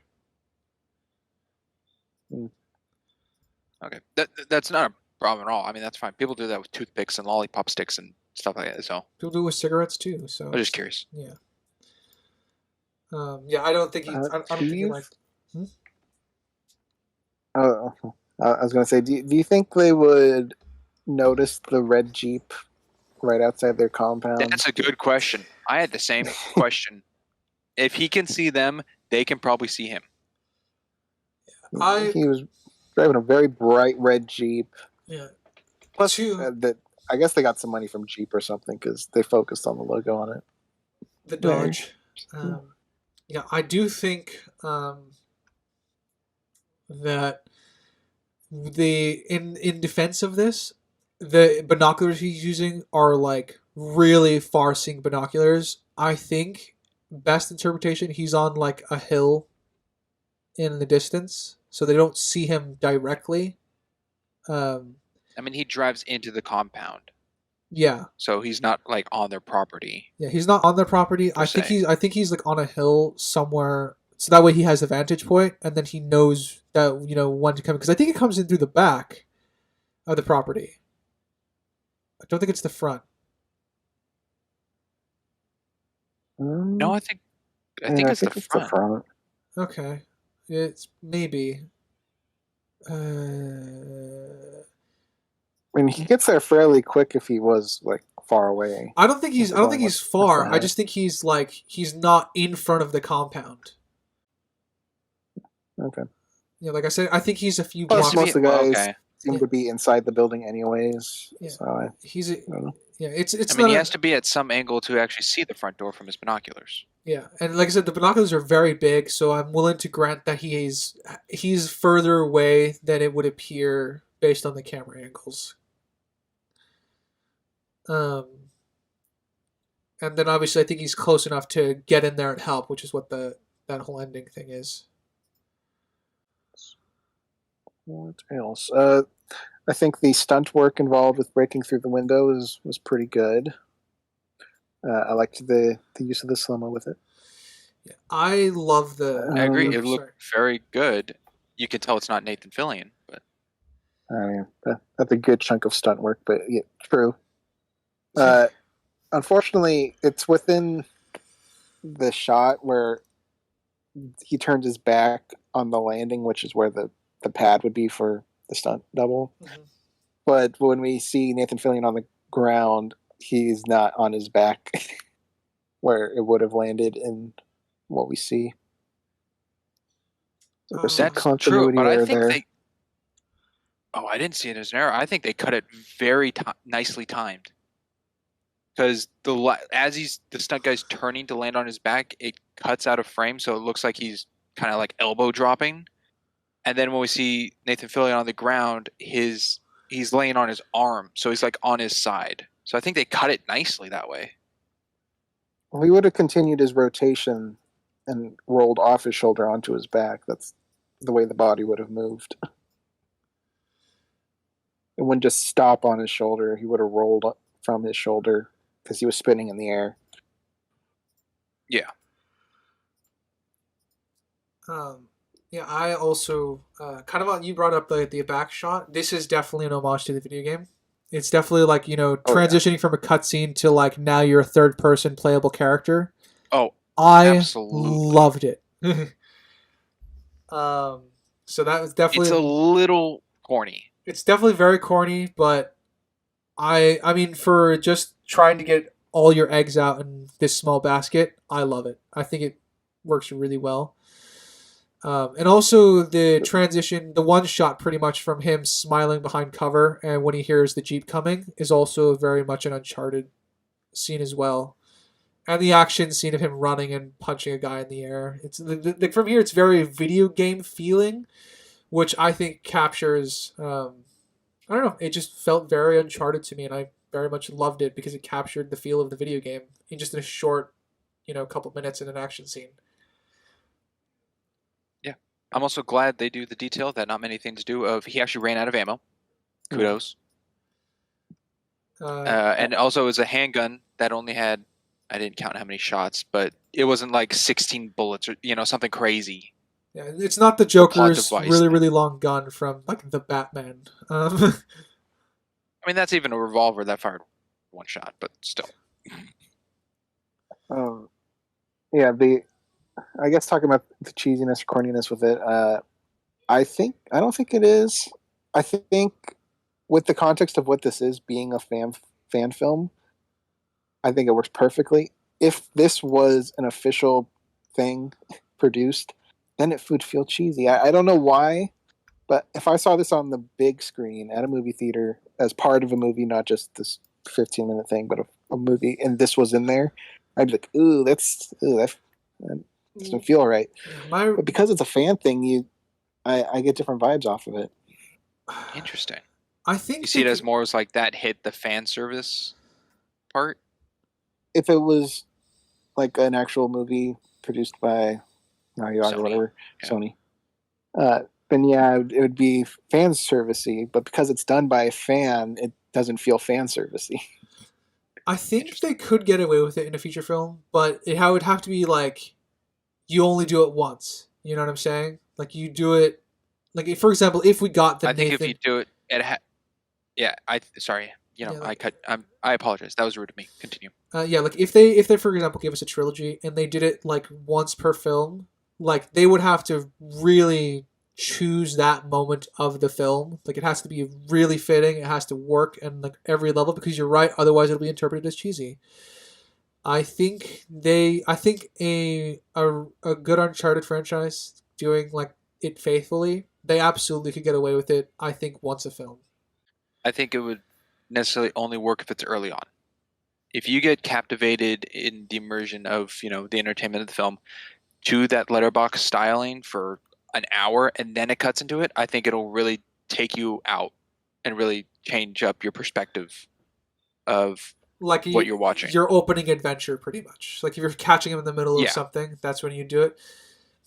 Yeah, I can see that. Even for this feels like the beginning of a movie, pretty much how it starts. Yeah, it'd be. So I think this works fine in its pacing. Yeah, it works like, I guess it would be the my example would be the Mission Impossible films. They always tend to start like mid mission. It would kind of, if I think they could get away with it in that.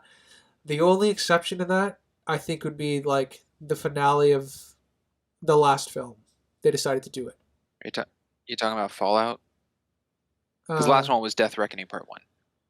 No, he's talking about implementing a game scene. No, I'm still talking about implementing a game scene into Uncharted. I'm saying I'm agreeing with you that I used. Like if it was a franchise and it was the last one, it wouldn't fit, right? Yeah. I thought you were still talking about last one. Yeah, no, Mission Impossible. My example using the franchise is that they tend to start mid mission at the beginning of each film. They tend to, not always, but they tend to. And I agree, Sprinks, that would probably be one of the better places to put it. I think the only exception that you would make to that rule is if it's the last film of the Uncharted franchise and you do it like during the last Great Escape or action sequence, you could probably get away with it there. Because at that point, you theoretically have earned enough points from your fans and trust from your fans to trust you to do that.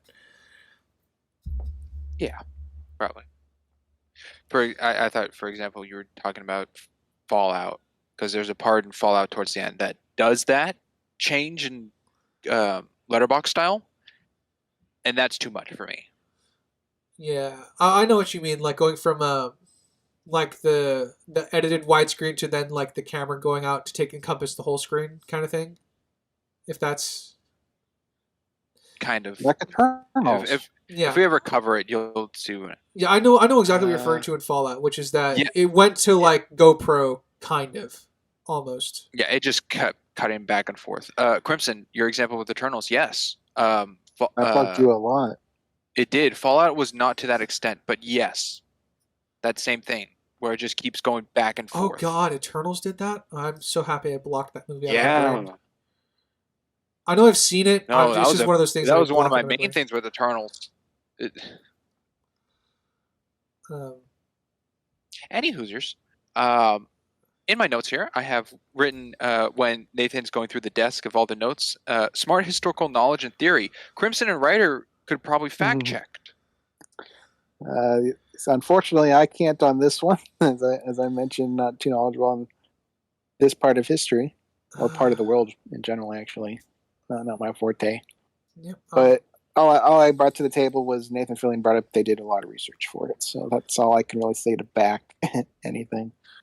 Having researched a little bit on Alfonso de Albuquerque while we were, going through the motions earlier here in this part of the podcast, I think all of it's passable. Like, there's nothing at face value that you would find to be inaccurate, I think. I don't know if the lost treasure itself is real, but it wouldn't surprise me. A lot of ships lost their treasure back in the day. So it got a pass from me, but I cannot verify all of it because, again, this is not my area of expertise. I'm not a treasure hunter. Okay. Do you guys think they spent good enough time in the office or too much? I think good enough. I think that's an element of the game, just finding stuff. I think it was just right, mostly because they're getting the I'm gonna call it the Nathan Fillion nerd aspect, like his love of history. It's that moment to shine for that aspect of the character. The only part of the office sequence I didn't like was that the people coming up the stairs could very obviously see that the door was open. Oh yeah, and when he closed it, they made no ruckus. They didn't ask like who's in there, anything. Yeah. That would be my only. I do think it went a little long, but it could be preference, I suppose. Yeah, I mean, I like it that it actually shows you a reason why he's here. Like even if he got captured on purpose, I think because I'm with you guys, where I kind of see this as the start of a film that seemed like a lot of front loading of information, but obviously it's just this isolated amount. So in the grand scheme of the whole movie, that seemed heavy.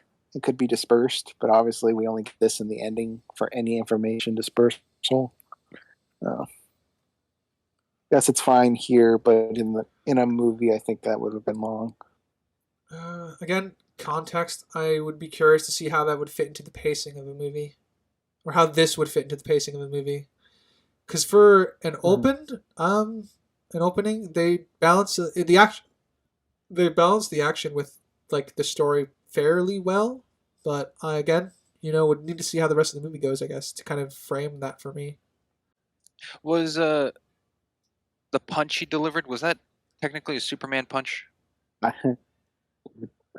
wrote that in my notes. Superman punch.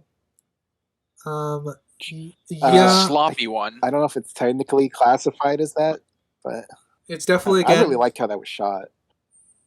It's definitely something they took from the games. The camera following them off the ramp. Get you off again, darn it. It's okay. I think there's a bit of lag right now because my internet sucks. Yeah, the camera following him off the jump was really good, and it's obviously a guy running with the camera because when he lands, it shakes with Nathan Fillion, which I think adds to the power of the punch, intentional or not. I really liked how that looked. And it's another definitely an homage to the video game action style, which I really like that they managed to capture it in such a short amount of time. I agree. Obviously, by the way, earlier I said Selina's red shirt. He's not wearing a red shirt. He's in a red Jeep. My mistake. Yeah. If he was a red shirt, I'd be fearing for his life.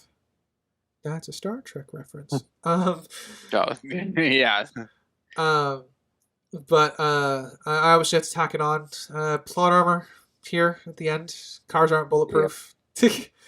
And they're not using like little pissant pistols. There's a guy there with a rifle, an AK, I think. Yeah, an unstocked AK. Yeah. It's not a special Jeep either. No, it's not. No. Also, for a Jeep, it's got a lot of opening. I mean, a lot of Jeeps have openings. I know. I'm saying for a car to be used, like that's even more further a point of getting hit. I'm trying to think. Were they planning? I guess they were probably planning the getaway escape that they ended up doing. So that's true. Poor choice in vehicle. Yeah. But like I said, they focused on the Jeep logo, so I'm sure they got some sort of deal with them for this. That's probably fair. They might have heard, like Nathan Fillion's involved. Yeah, we'll let you use Jeep. we'll toss a couple thousand if you advertise for us. Yeah.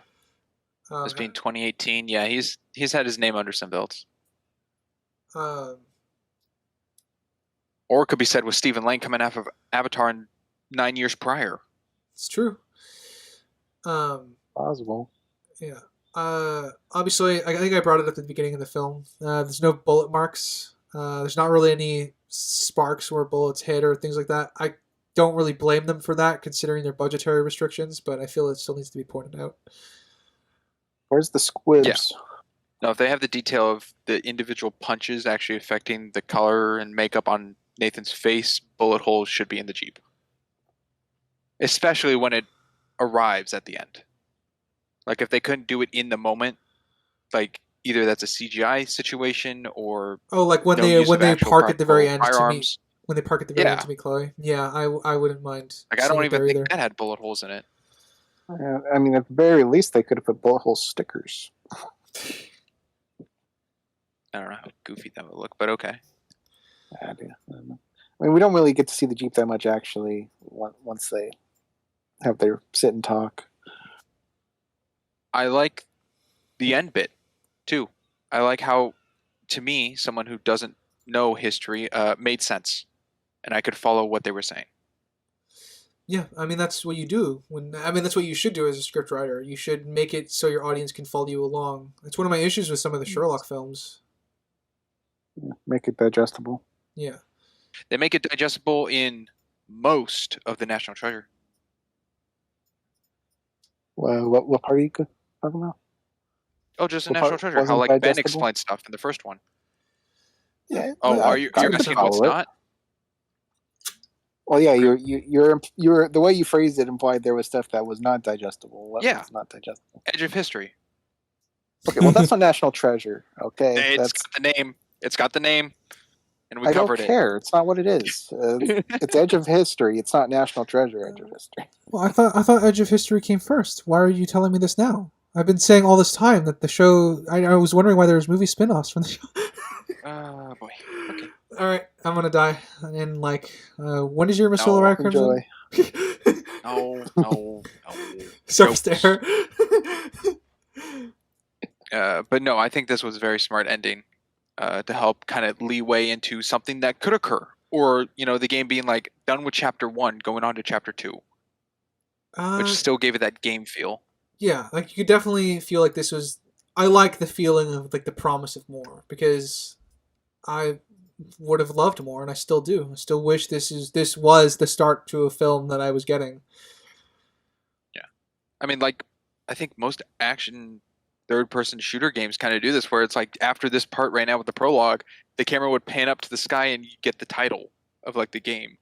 Yeah, you get one of my favorite instances of that is when you get the Black Flag title screen for the first time. Oh, so good. Yeah, when you drive off with Stede Bonnet. Is that when it comes up? So you played it more recently than I have. Um, Yeah, Tomb Raider has a similar thing where he crawls out of the pit after the guy got crushed by a rock and the whole landslide stuff. Oh, the 2013 one. Yeah, the 2013. And she pulls herself up, stands up straight, and we get a shot of the water and the title pops up. Oh, I hate tombs.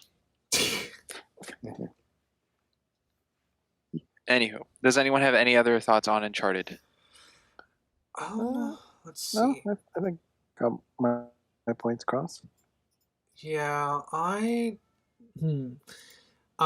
like that Sully finally lights his cigar at the end. It's a very small character thing. I like their banter here at the end. It shows the history of their relationship, even though it's not like what's the best way to phrase it? Even though it's not perfect, but it gets across that the characters have history, in a way that I think is sorely missing from the new one. Oh, the new one's an origin story. Yeah, so I've been told. Yeah. But yeah, no, I love the ending. It's like you, it definitely gave the video gaming aspect. So, but yeah, that's all I got for Uncharted, I believe. Okie dokie. With that, we'll go to review and rating. Let us start off with myself. I know, shocker. I was hoping, I'll start with objective. I was hoping the two of you would sway me a little objectively if things were factual or more fictitious, depending on like everything.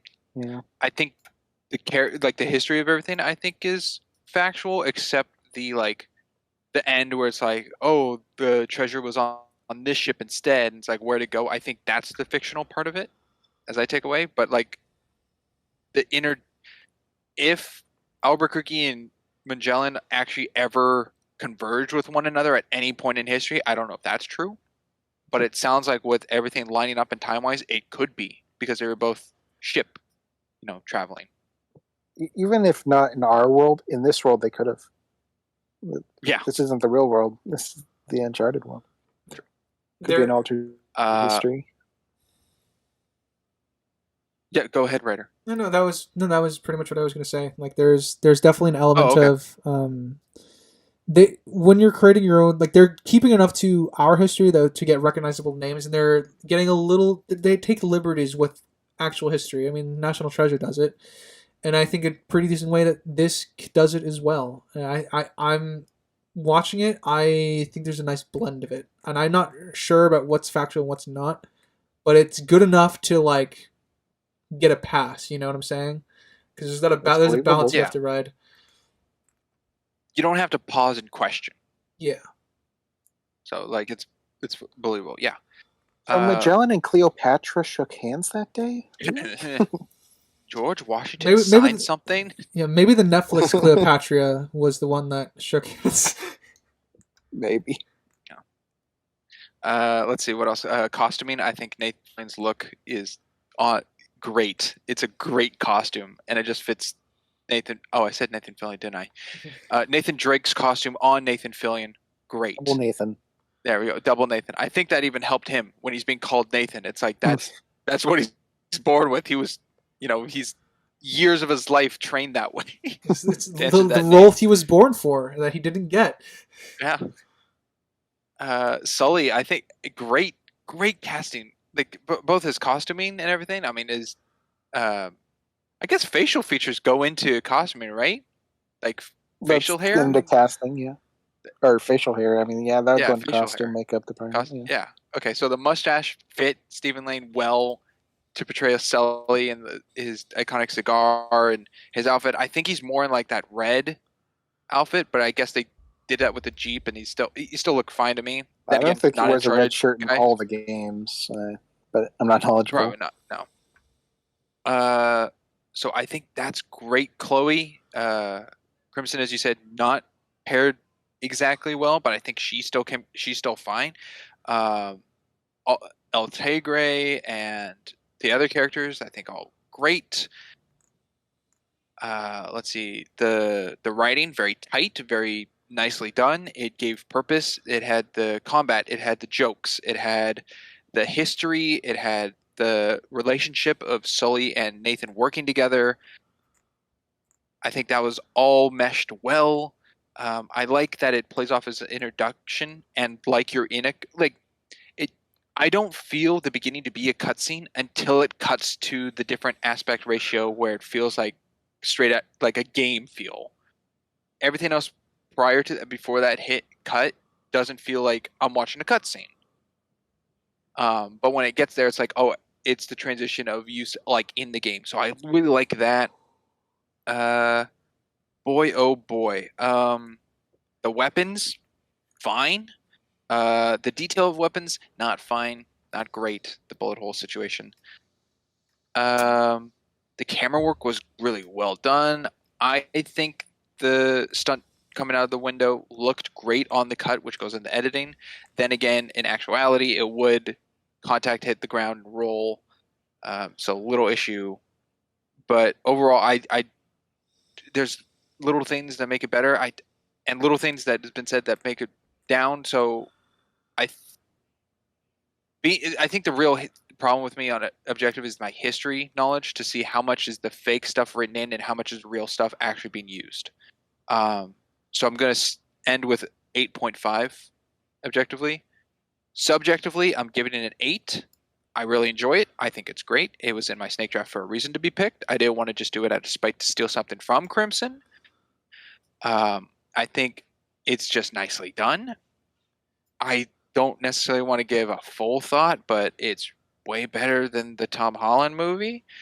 As you've been alluding to. And yeah, and with all this praise, it's like, why is it an 8 and not higher? I think it would be higher if I was more familiar with Uncharted. And I think if I played all the games and then watched this, I think my subjective might be higher. Yeah, but because of the lack of knowledge, it's as enjoyable as it can be. It's great, and I would recommend it to people. But it's definitely made more for the fans of the series, which I am not currently one. Yeah, that's fair. So with that, let's go to Ryder. Let's say Crimson for last this time. All right. I'll do my objective first as well. It's very, very condensed what they're trying to do with this particular script. And in that vein, I think a lot of the strengths of it are front loaded, and like it's trying to do everything all at once because this is it. Like, they don't know if they're going to get another shot at this, but they also still want to leave off the wish for there potentially being more. So my issues are pretty much plot armor in very specific spots, and then the rest can probably be attributed to budget. Having thought on it, Crimson, I realized I think you encapsulated one of my feelings that I had when I was first watching this. I'm actually going to take back what I think. I actually agree with you. He spends a little too much time in the room. Um, it feels very slow within the context of this, and I think that was one of the scenes when I first saw this originally, where I was kind of disassociating, or I was kind of falling out of my immersion. And it's nothing, and it's I don't think it has anything to do with like Nathan Fillion's fault. I just think like the script got tied too a little too diluted. Um, like I would have preferred maybe a little more injection from Sully to keep it going, but otherwise, I'm in agreement that it was just a little tiny bit too long. Um, but objectively, I think I'm at an 8.5. I could be talked to a 9, but I'm kind of confident with my 8.5 score. I think. Like I said, one of the best things about it is one of the worst things about it. It's just they're trying to do so much in so little time, and they do a good job of like it's not hitting you back to back to back, but it's still very very dense, and you are getting a lot of information and history, and you have a villain monologuing about who Nathan Drake is for people who don't know who he is and stuff like that, which can work in a film, I think, but here it can drag just a little. Um, Subjectively, I love Nathan Fillion. Um, I love Sully. Sorry, Scott. I was about to say Scott Lang. It's not Scott Lang, right? Stephen Lang. Stephen Lang. Scott Lang is someone else. Spelling Ant-Man. That's yeah, Ant-Man. yeah. So Stephen Lang, I think, does a good job as well as Sully. Again, I don't remember Chloe enough from my game experience to give a proper job on whether that was a good casting choice for the actress. However, for what I have here, I think she did a serviceable job. And I'm just a huge fan of what they were trying to do here. So I think subjectively, I'm at an 8.5. Tied my objective score. I absolutely would watch this again, and I have watched it again, and I recommend it to all my fellow Nathan Fillion fans and all my Uncharted friends, words. Um, about because this is what we could have been like. There are people out there who do pay respect to your franchise. Just it's unfortunate what happened, and that's all for me. So That leaves me. Unless Sinister. Oh no, he's not No, here. Pull a fast one. can't weasel out of this one.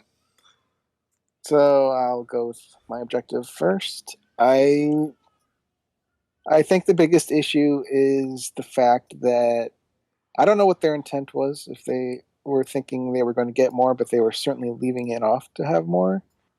So I think them trying to go for either setting up a movie or a show, whatever they would have had planned potentially, but also knowing that this could be it. So doing a isolated story. I think having that conflicted setup for what this is a negative in of itself, because I think that does bring in with the pacing of the room feeling too exposition-y and long for how short this is, because they needed to set up the whole treasure for whatever they had planned. Obviously, the planned thing hasn't happened yet. Who knows? Maybe they'll get it going. But I do think that goes into the pacing. What they have, the bullet holes, a little nick, but it is there.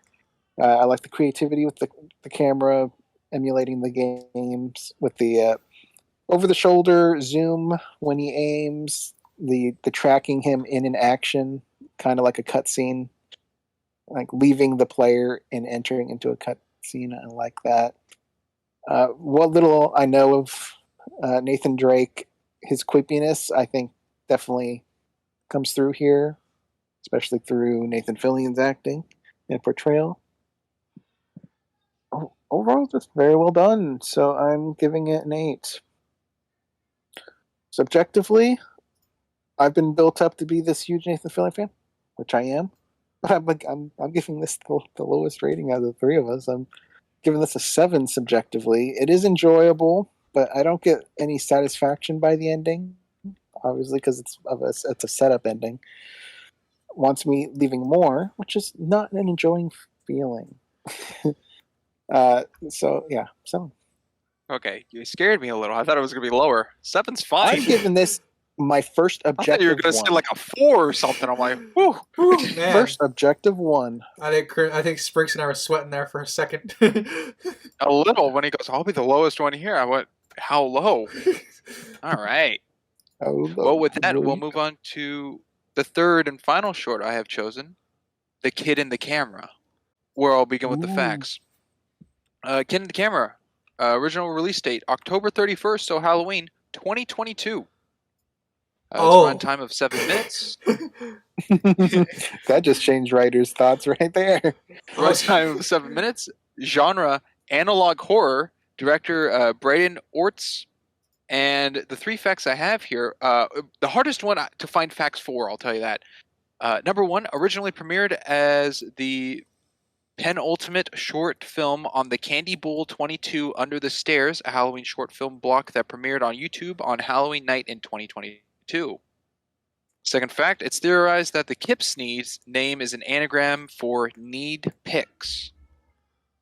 And lastly, the Kipsneeds name is a reference to a baby monitor known as the Kid's Need, symbolizing his invasive presence over the children it terrorizes. Good choice, I guess. And with that, we'll go to history.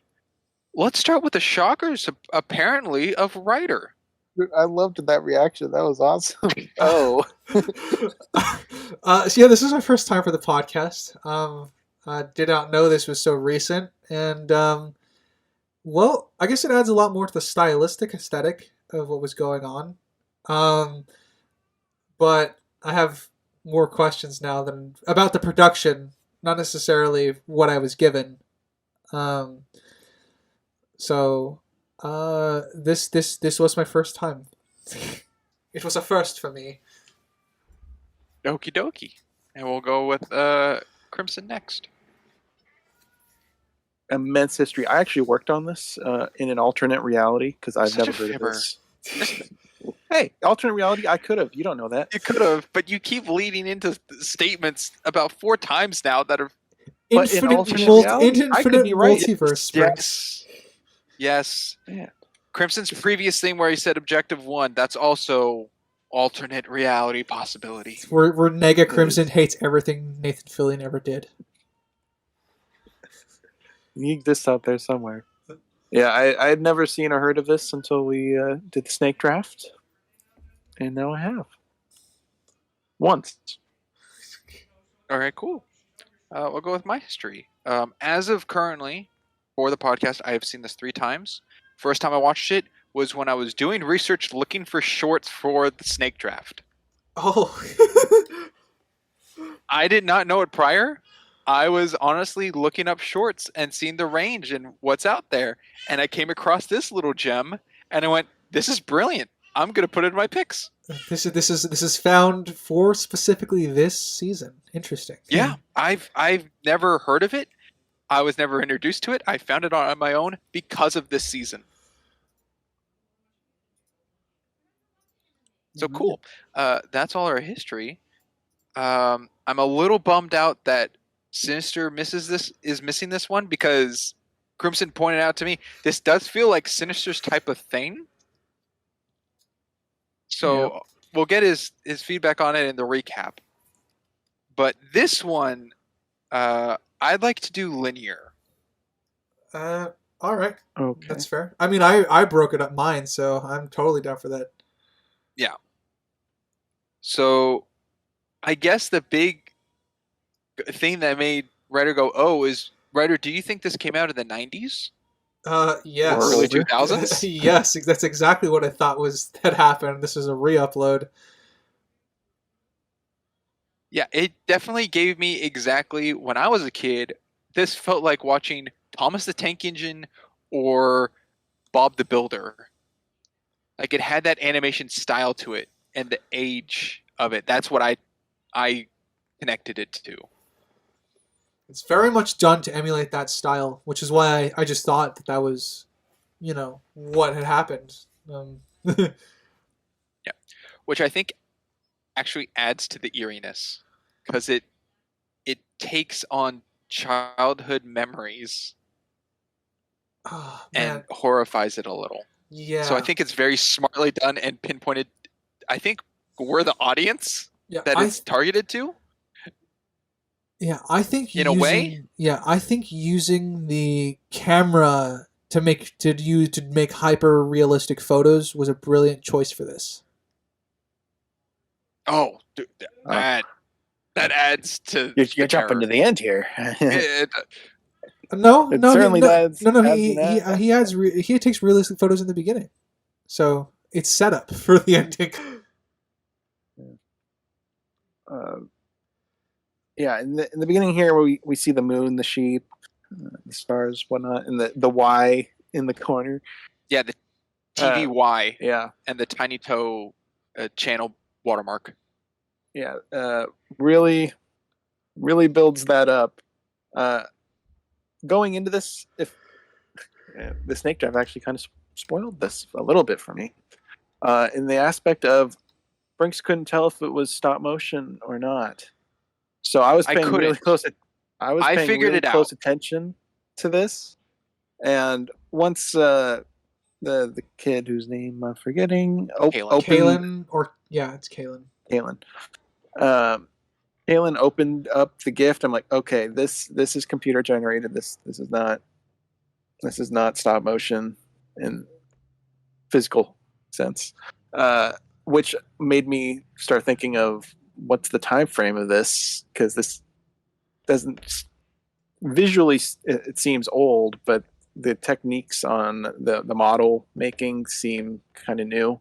Yeah, I can agree with that. So I was just keeping that in my mind throughout, and then I was like, the static is louder than any VHS I've ever watched.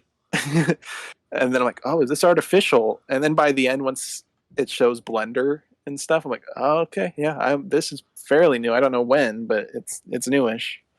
Yeah, made in Blender. It's kind of impressive. No stop motion at all.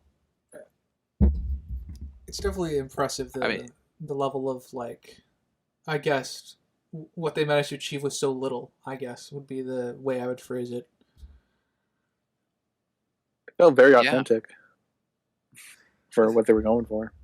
And I said true. Thomas the Tank Engine and what was Bob the Builder? Bob the Builder. I think also early Wallace and Gromit kind of had that feel too. I guess a little bit. Like the unrefined claymation look? The other two more. Yeah. Yeah, like the shorts of them before movies. Yeah. Anywho, where to go next in here? He's a 6-year-old boy who got a camera for his birthday. Very pretty camera. It is a very, very pretty camera.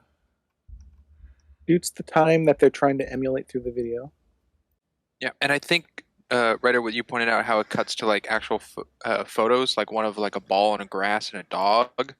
That gave me a little bit of like Sesame Street feel, because that has a lot of like the puppeteering a lot, and then like in the middle it cuts to like one of them being with like kids at a playground to show like realism.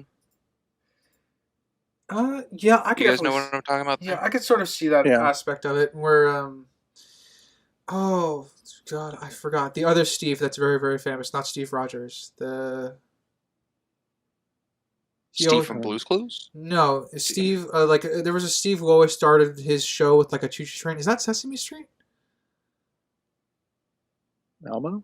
Started with not Mr. Rogers, but who started it with a choo-choo train? No, it might be Mr. Rogers. I don't remember the name of that show. Because Mr. Rogers has the trolley. Yeah, where it starts with the trolley, and we zoom into the trolley, and we're in a different fantastical world or whatever.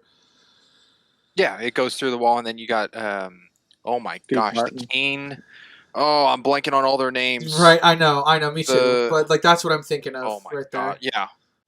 Yeah. No, it's got that feel as well to it.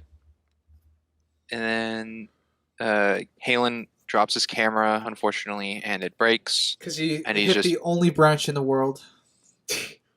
Yeah. Blind. Child is blind. Also, the camera landed on its face, yet it broke the back. Yeah, Oh, that can happen. that didn't make any sense either. That's That makes I mean, sense. it can happen. It's not. You can drop your highly phone on the likely. back and it breaks the screen. I mean, yeah, the shock wave of the impact can wrap around the back of the object. No, you misunderstand. It's not Like too powerful. this would still break the lens, and the lens works mostly okay. Does it? Oh, that's true. At the end, isn't it all choppy looking? No, that's the I think crack in that's the because back. the camera. Yeah, That's taking up the feed of the camera taking. The photos would be all lopsided and cut and like spider webbed. Yep. So the photos are fine. So it's the back that's like supposedly cracked the hell up. Like I kind of think it's almost like one of those where just store purchasable ones. You know, you put the film in and you scratch the wheel on the back because the front like covers aren't the Kodak cameras. Yeah, the Kodak. Those lenses on the front don't extend out. They can just be like covered, so that's a possibility of why the lens isn't damaged at all because it's not coming out of the camera. I think the problem with that is we have a few front-facing shots of the camera. Isn't the lens sticking out of it? I could be wrong, but I think it's got a little like gray circle that comes out. it's very simplistic. So that I think, And he also, was not given a lens cap. That's true, which is bad on the parents' part, and they clearly a don't. Used camera. It's not a new camera. It didn't come in a box. It came in a gift. No, it a present came in a box. Came in a present.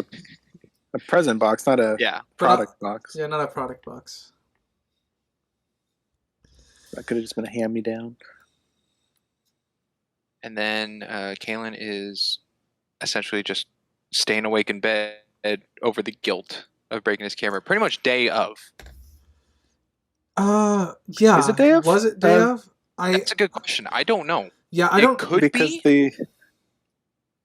the fairy said it's been sleepless nights because of the camera. So it's been more than one. I think it's been more than one. I think the narrator also phrases it in a way that it like says he used to love doing this regularly. So it was something he used to do regularly, which was run around and play with it. I think it was more than a single day.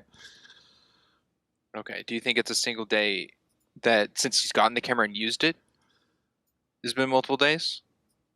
I'm asking two questions here. So that's the first one. Oh, before he broke it, you mean? Yeah. Yeah, I think it's been multiple could days. be. Could be, yeah. And for his birthday, Because it was used a it multiple Christmas days, gift, broke it. and he was running out in a very green, grassy field. Depending on birthday where gift. you live, that's totally possible. But Usually when you're going for Christmas aesthetic, you usually have a Christmas aesthetic. usually there's snow. So. Did it say Christmas? I thought I said birthday. Well, birthday? Maybe. I remember being like holiday wrappings behind him, but that much might be my imagination fabricating something, which has happened before. Okay. I thought it was birthday, but could be. The second question is, upon breaking it, how many nights have passed? More than one, for sure. Okay, it did say his birthday. Yeah, more than one going off the Kipsneed thing. He's been days sad because of the camera. Okay. And then a knock on the window and the Kipsneed appears. I think it already starts off with the eeriness of how long a pause there is from the knocks and silence. Yeah, I think the focusing on it already throws in an unsettledness. Yeah, there's definitely something unsettling with just, I guess, Kalen's reaction, you know, and then the way it's like, would strangers know your name? That sort of thing. Definitely adds more to the creepiness. Also, it might just be me. Then we can go to Crimson. The Kipsneed reveal, I don't think is still just like, oh, it's just a creature. Like, it's still a little eerie. Yeah, I mean, it's a little eerie. I wouldn't say it's all lovable. Sure, I wouldn't look out the window and be like, "Oh, this is exciting." It's like, "Oh, what? This is creepy. What are you doing here, weird fairy man?" It definitely walks the line between like classical fairy tale appearance between it's a mix of being cute and creepy. They nailed, I think, the balance between that. It gave me a little bit of Pennywise and Georgie. Like it's just a clown and a kid. But there's like an eeriness factor to it and everything. And I think the Kip Snead also not having eyebrows makes his face just stand out harsher. More inhuman. Yeah. I agree. And I think something that was very clever with doing this, I guess, style of animation they were going for with the very long pauses between movements. It really builds up the tension in moments where they have tension. It's freaky. Especially towards the end. Yeah. I'll say this right now. This did scare me upon my first viewing. Because I watched it in the dark and I'm like, oh, I wonder what this is. I got scared. Yeah, I mean, that's what you do with This most. That's what they were going for. Yeah, you did a good job if that's the case. If they actually It latched scared you. onto my childhood memory nostalgia of like, oh, this reminds me of like something I watched when I was like 5 years old. And then Twisted went it. down a different path. Twisted it in a horrible, horrible manner. Yeah, I got similar vibes. I don't know if I got scared of it, but that's because I've been going through the Saw franchise, so I'm kind of numb to horror right now. I actually didn't read the title of it when I watched it. I looked at it afterwards, and it's stating that it was a short horror film. Bit of a spoiler. I don't know why they put that in the title. I didn't look at that to see if it was a short horror. I just read The Boy and His Camera, and I never read anything beyond that because I saw the word A and then just immediately assumed, oh, okay, it's just gonna be a generic like title, like The Boy and His Camera in the Land of whatever sort of thing. So. Yeah. So when you saw it, Sprinks, did you also bypass the horror films title part of it? I think I did. Mine was, upon research, was just in a collection of me just clicking on stuff. I just clicked on shorts. I didn't actually read like full titles of things of like, I don't know if I want that one. I don't know if I want that one. I just like, I'll try this one. I'll try this one because it's shorts. I'm not watching full length of movies, just like debating what to choose. So yeah, I didn't notice the name of it all. The name I got was the yellow text at the very beginning saying the kid in the camera. Mm-hmm. Wow. So we got the Kip Snead. What is the Kip Snead? What are you guys' thoughts on it? It's a dream fairy. Or is it dream fairy? It's an Sleep actual fairy? dream fairy? Or whatever it was? Okay. Sleep fairy. Okay, so sleep fairy, that's it.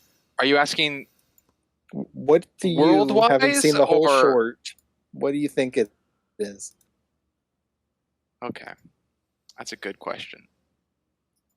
I think it's a puppet. That is my assumption as well.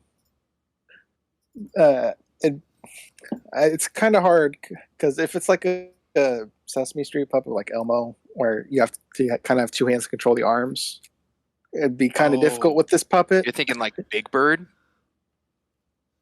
Well, that's why I'm going different avenues of puppets. If it's Elmo, it doesn't really work because presumably the guy controlling the puppet is, I guess, on the side or under. I don't know in that scenario. Yeah.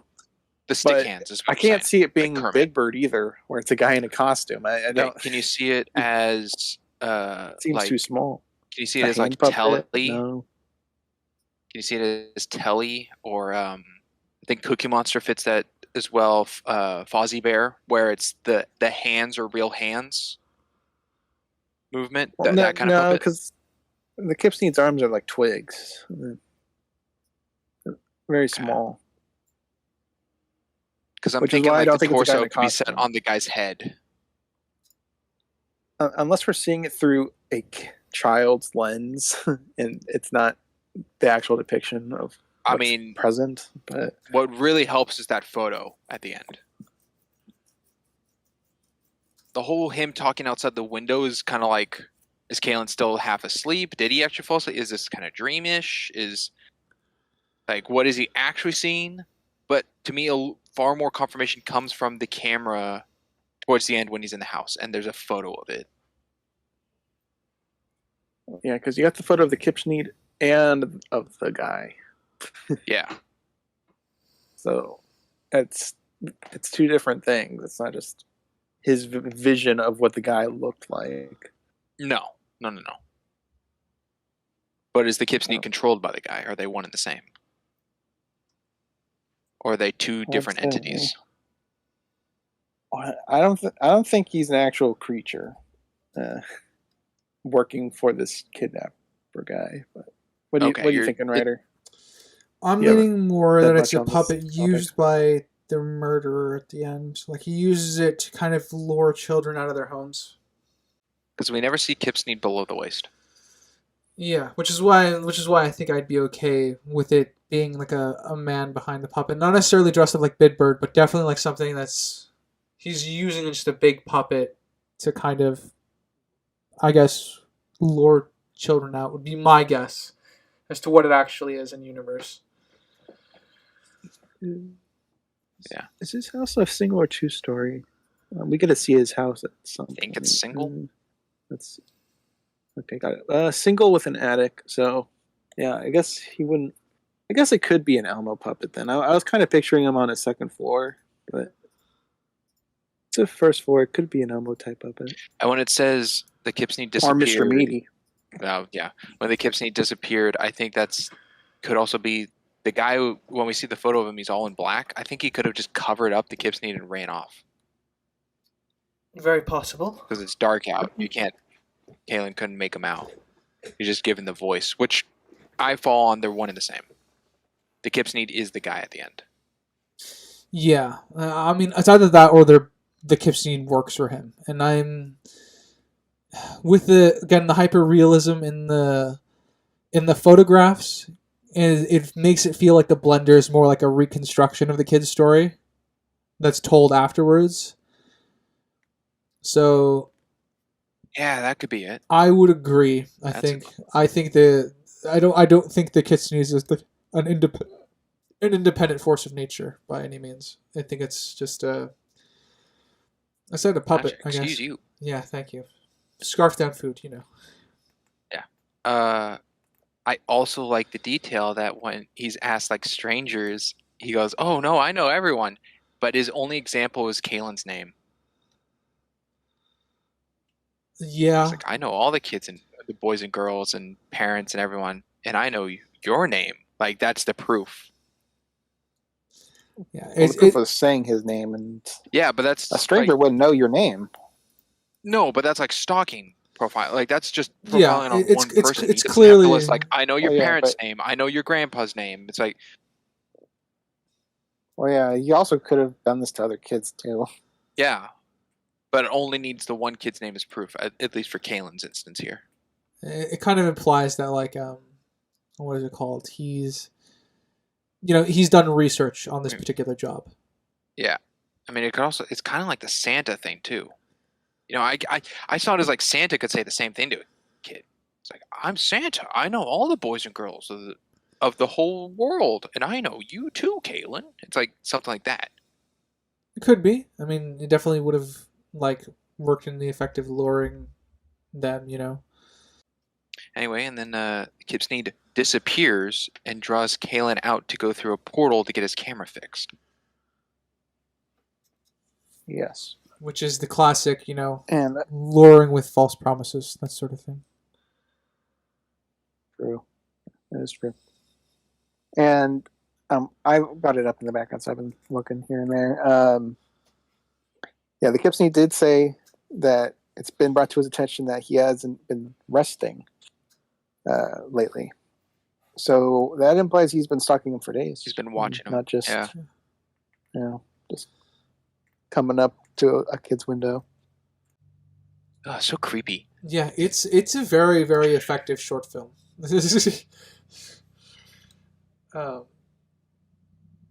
I think I like best phrase. I like the sparseness of the narration throughout this, and I think as we approach leaving the house here, I think this was the better. I think it was at its best. Like when it's just letting the images tell the story. They found a good balance.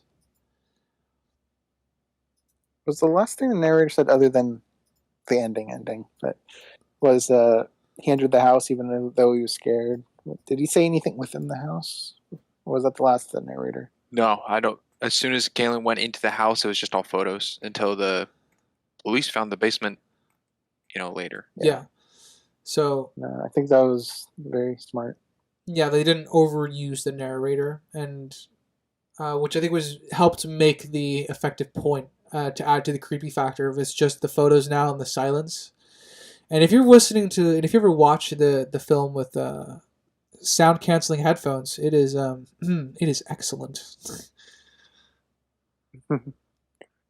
Well, the shot he takes of the house, I was like, oh my gosh, what has Spring shown me? Is this like a serial killer's mock-up of a killing he's done or something?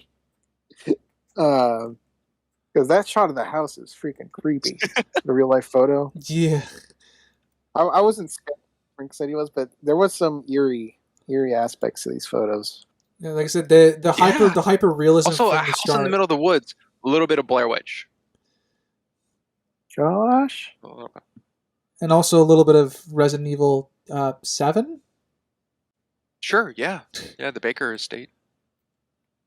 But yeah, no, I definitely felt the with the whole the hyper realistic photos. I think is what kind of, I guess, augmented. This is gonna be a very poor way of phrasing it. Augmented my brain to be like prepared for, I guess, the twist. So I like that that's set up at the very beginning. So when he's taking actual photos and we're getting the hyper realistic stuff as he approaches the house and then inside the house.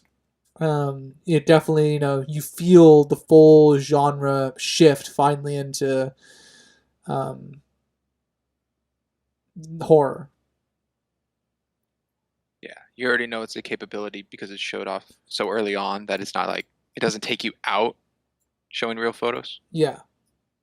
So I do like that it's set up, and I like that the photos are edited and marred. Like the idea implying that obviously the camera's broke. Obviously we can argue over how it was broke, but I do like the effect still. Was his camera was a digital camera, that's right. Okay. So we're like, you bring up the Kodak, made me think it was film camera, but no, it's digital camera. Oh man. Because there's a video display on it. I mean, even the Kips needs to look Or into the image photos. display. Yeah. A detail I really liked is throughout the whole time before it's to black of Kalen going to the house, Tiny Toe has been on the screen the entire time.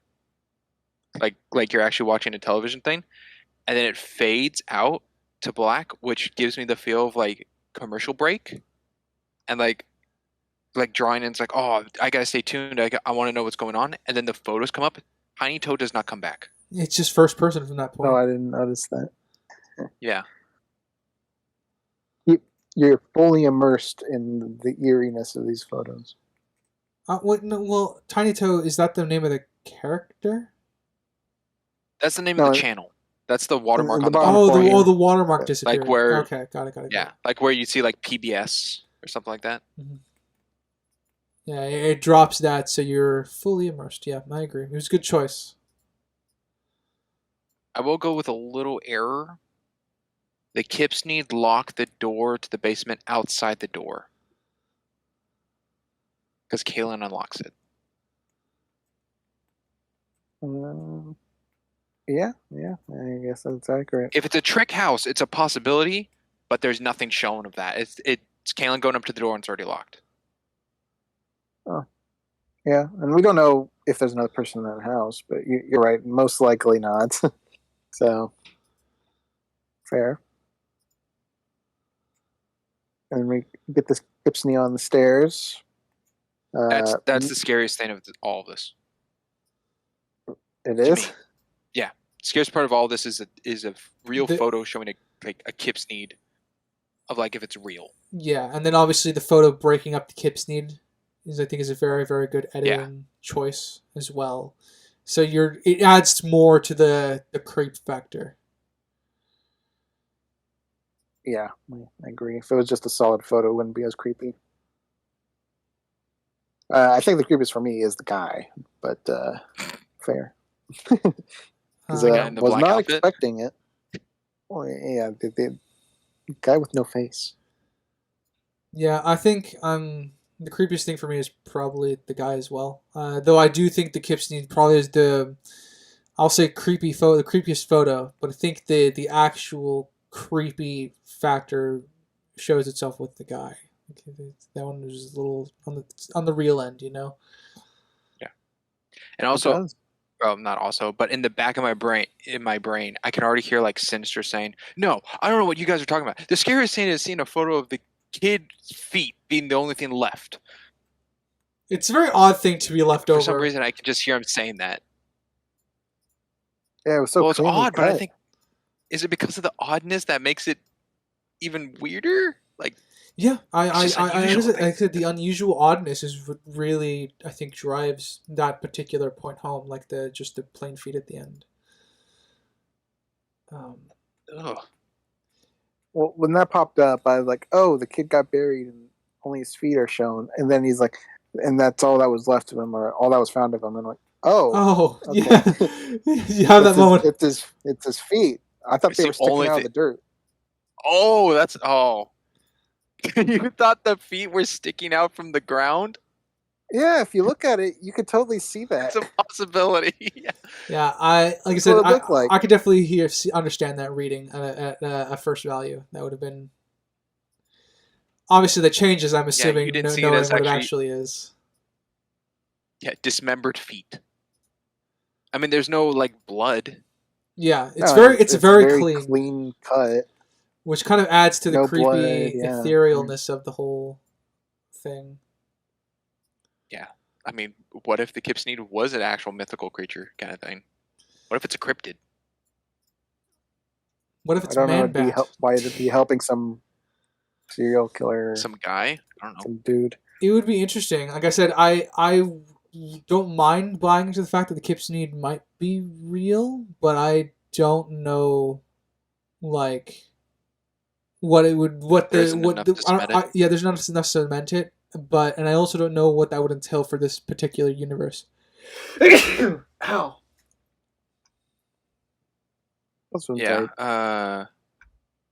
Also, when Kalen goes into the house, the door closes behind him. Do you guys think Kalen shut the door? Probably Probably because either that we know or who's downstairs. he shut the door. But that would be weird. That means the puppet's on its own. Either way, it's weird. Yeah. Or another third person was in there to shut it. Or it was the wind. I was gonna make the same Kalen joke. was just being a generous house guest and closed the door.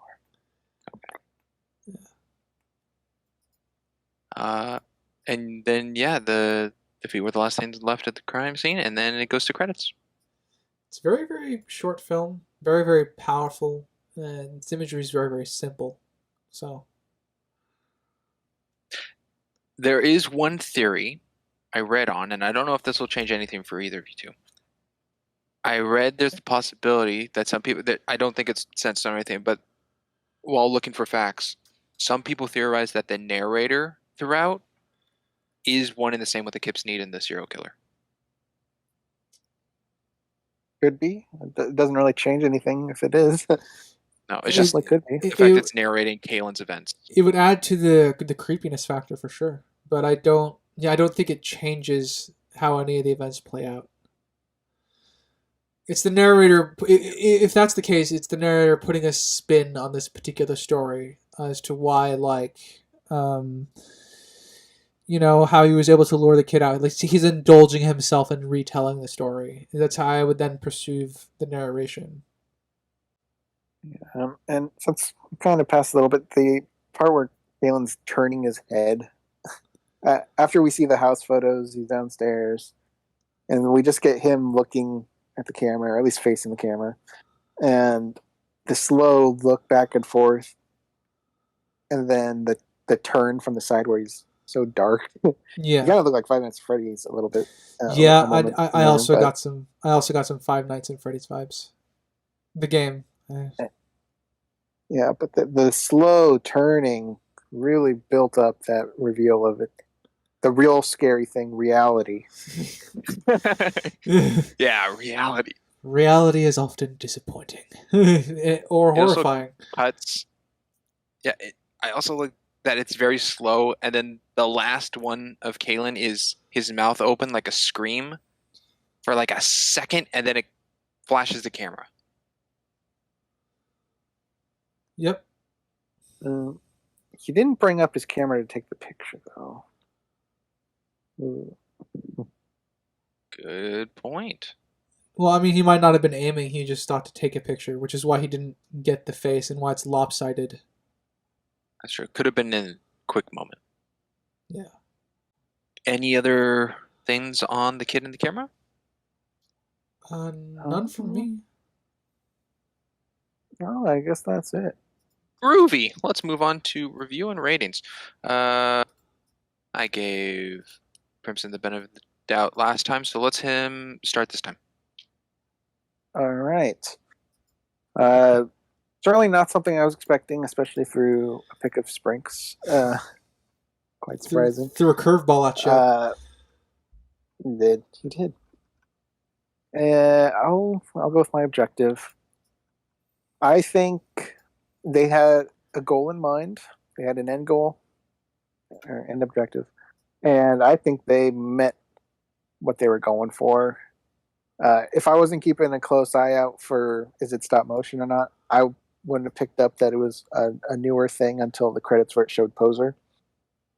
Blender. Not Poser, Blender. That's yes. the Ruby brain. I should Blender. Yes. Don't go back to Poser. Anyways, so I think they achieved their objective very well. With the eeriness factor, the way they utilized the speed of things, because they play around with it. It's not just like every second there's a movement. When he's tripping on the stick, there's like 3 or 4 quick shots in succession there. I think that's the fastest movement in the entire short. So they do play around with it. It's not consistent, and I think the way they do utilize it is very well done. The Kip's needs look, we talked about the lack of eyebrows. I do agree. I think that adds to the eerie factor of what his face reveal in the window.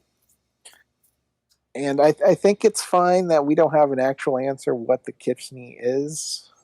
I think it builds it a little bit.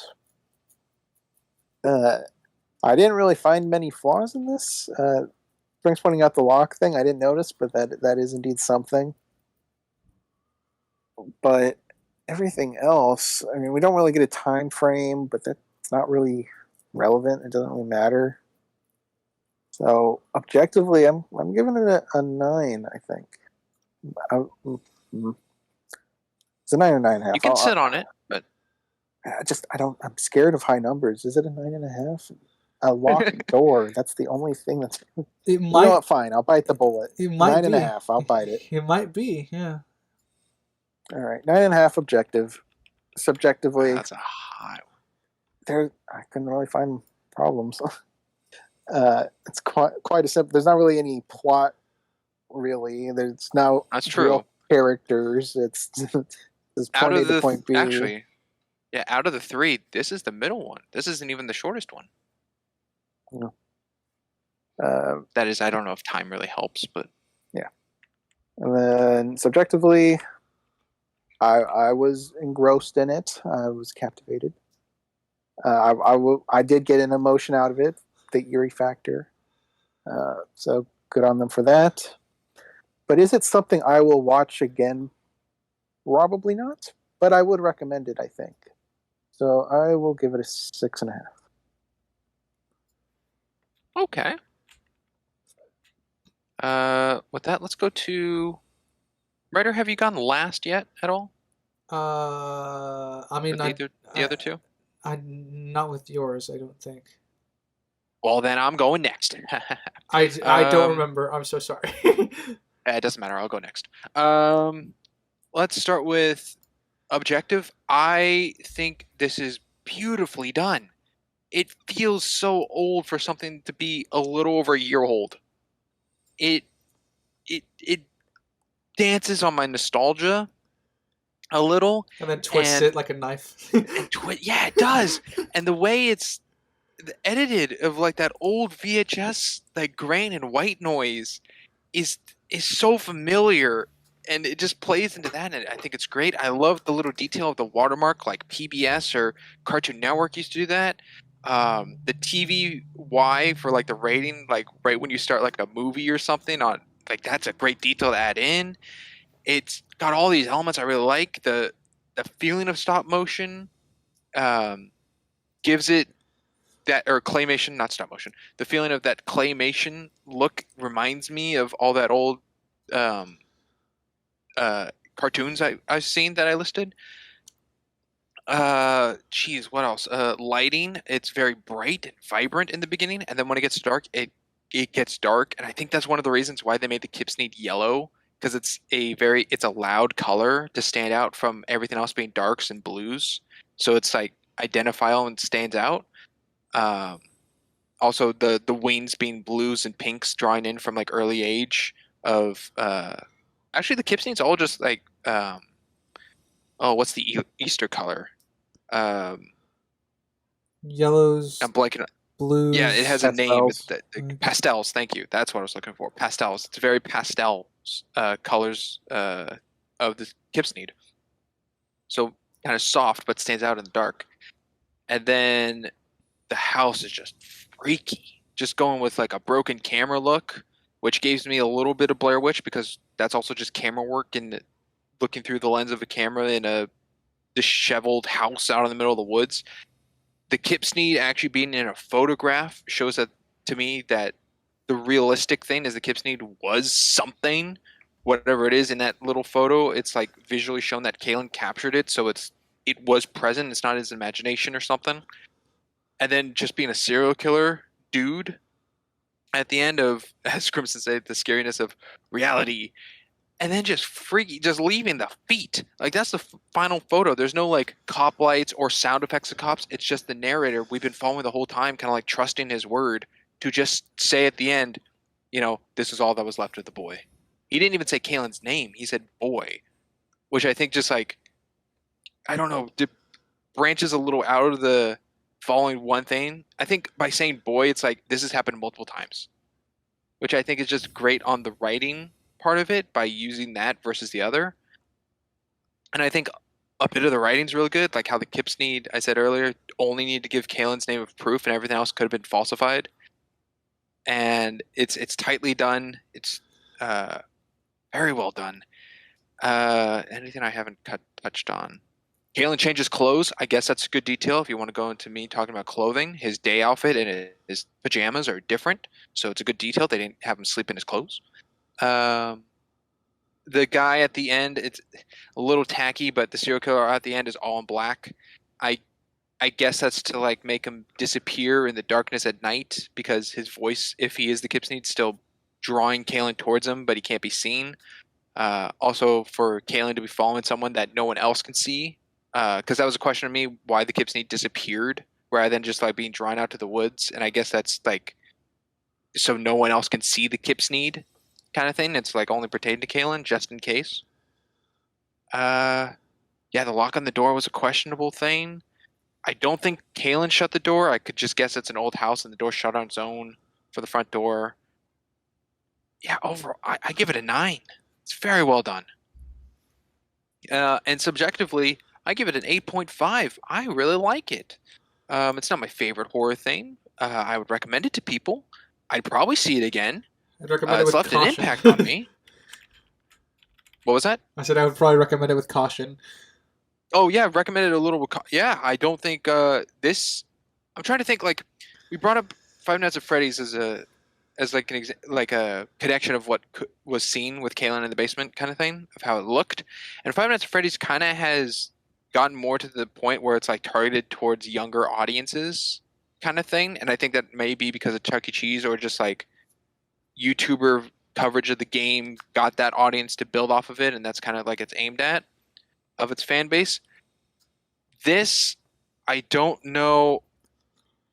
I wouldn't show it to a kid. No, I mean that. Thank you. That's where I was going with this. Yeah, is this like what age would you show a kid this? Like, this would terrify a child. Oh, But then again, are kids known of this animation style? Like, are they familiar with this, like, like, everything new is that CGI vibrance. Like, Bob the Builder's been redone, and Thomas the Tank Engine keeps going on and is being redone to look different.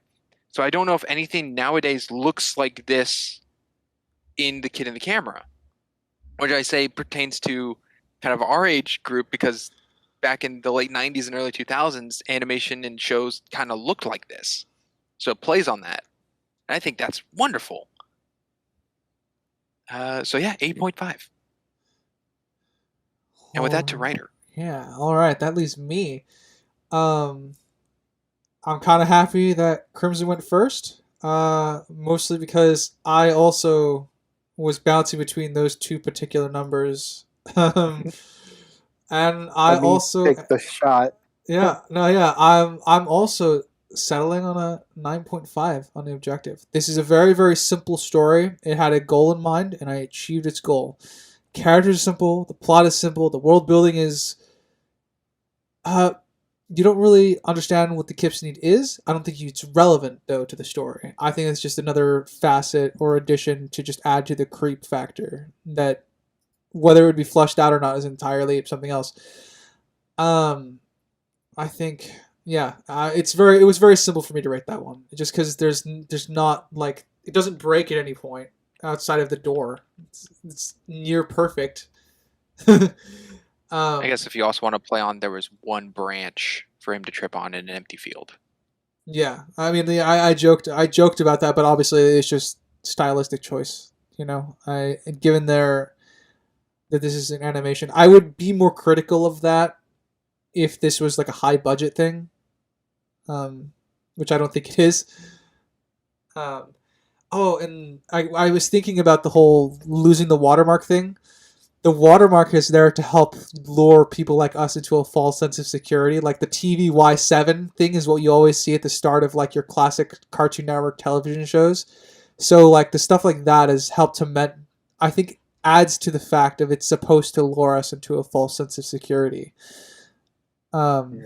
Which is again fantastically done. Subjectively, I enjoyed it. It's not my favorite horror thing, but I probably will recommend it with caveats. I don't think I'd recommend it to horror. Like, I don't think I'd recommend it to people who don't like horror. And in a weird way, it comes across to me as like a weird copy pasta done well, which is very rare. So subjectively, I'm at a 7.5 for this. Quite enjoyable. All right. And that has been my, I guess, episode of Shorts. Yeah. With that, shall I read us out, gentlemen? Or do we have any final thoughts on Sprinks and his wonderful picks? I like the range, I'll say that, of coverage so far. I mean, after everything we've covered, I mean, Sisters was all Dawn Hertzfeld, which I think was a good choice. Like it's all captivated to one artist. And then Ryder, yours was what was it? Assassin's Creed. Sly Yeah. Fox. The music I'm just video. gonna grasp onto that term. Look, I will embrace it. Sly Fox. It cuts back on the profanity. I mean, yeah, the music video of the Cyberpunk, and then the best friend dystopian. So dystopian, like, and then this coverage, I had a Disney one. This is our first Disney, the Uncharted live action one with Nathan Fillion. We got a bit of horror, taking it from Crimson and horror. Yeah, I'm excited for Crimson's next time. Yeah, history. Looking forward to when that rolls around. All right. Well, I guess with that, shall I read us out, gentlemen? Yeah, go ahead. All right. Thank you for listening, audience, whether it be Spotify, Anchor, Amazon, Castbox, Google Podcasts, Pocket Casts, and Samsung. And if you're on Rumble or YouTube, our visual side of things, thank you for stopping by. And if you would like to comment, and subscribe everywhere, tell us how much you hate our opinions and how much you love them. As always, I have been a Geeky Writer. I'm Crimson Maroon. And I'm Sprinks. And we will catch you next time. Later, everybody. Bye. Toodaloo.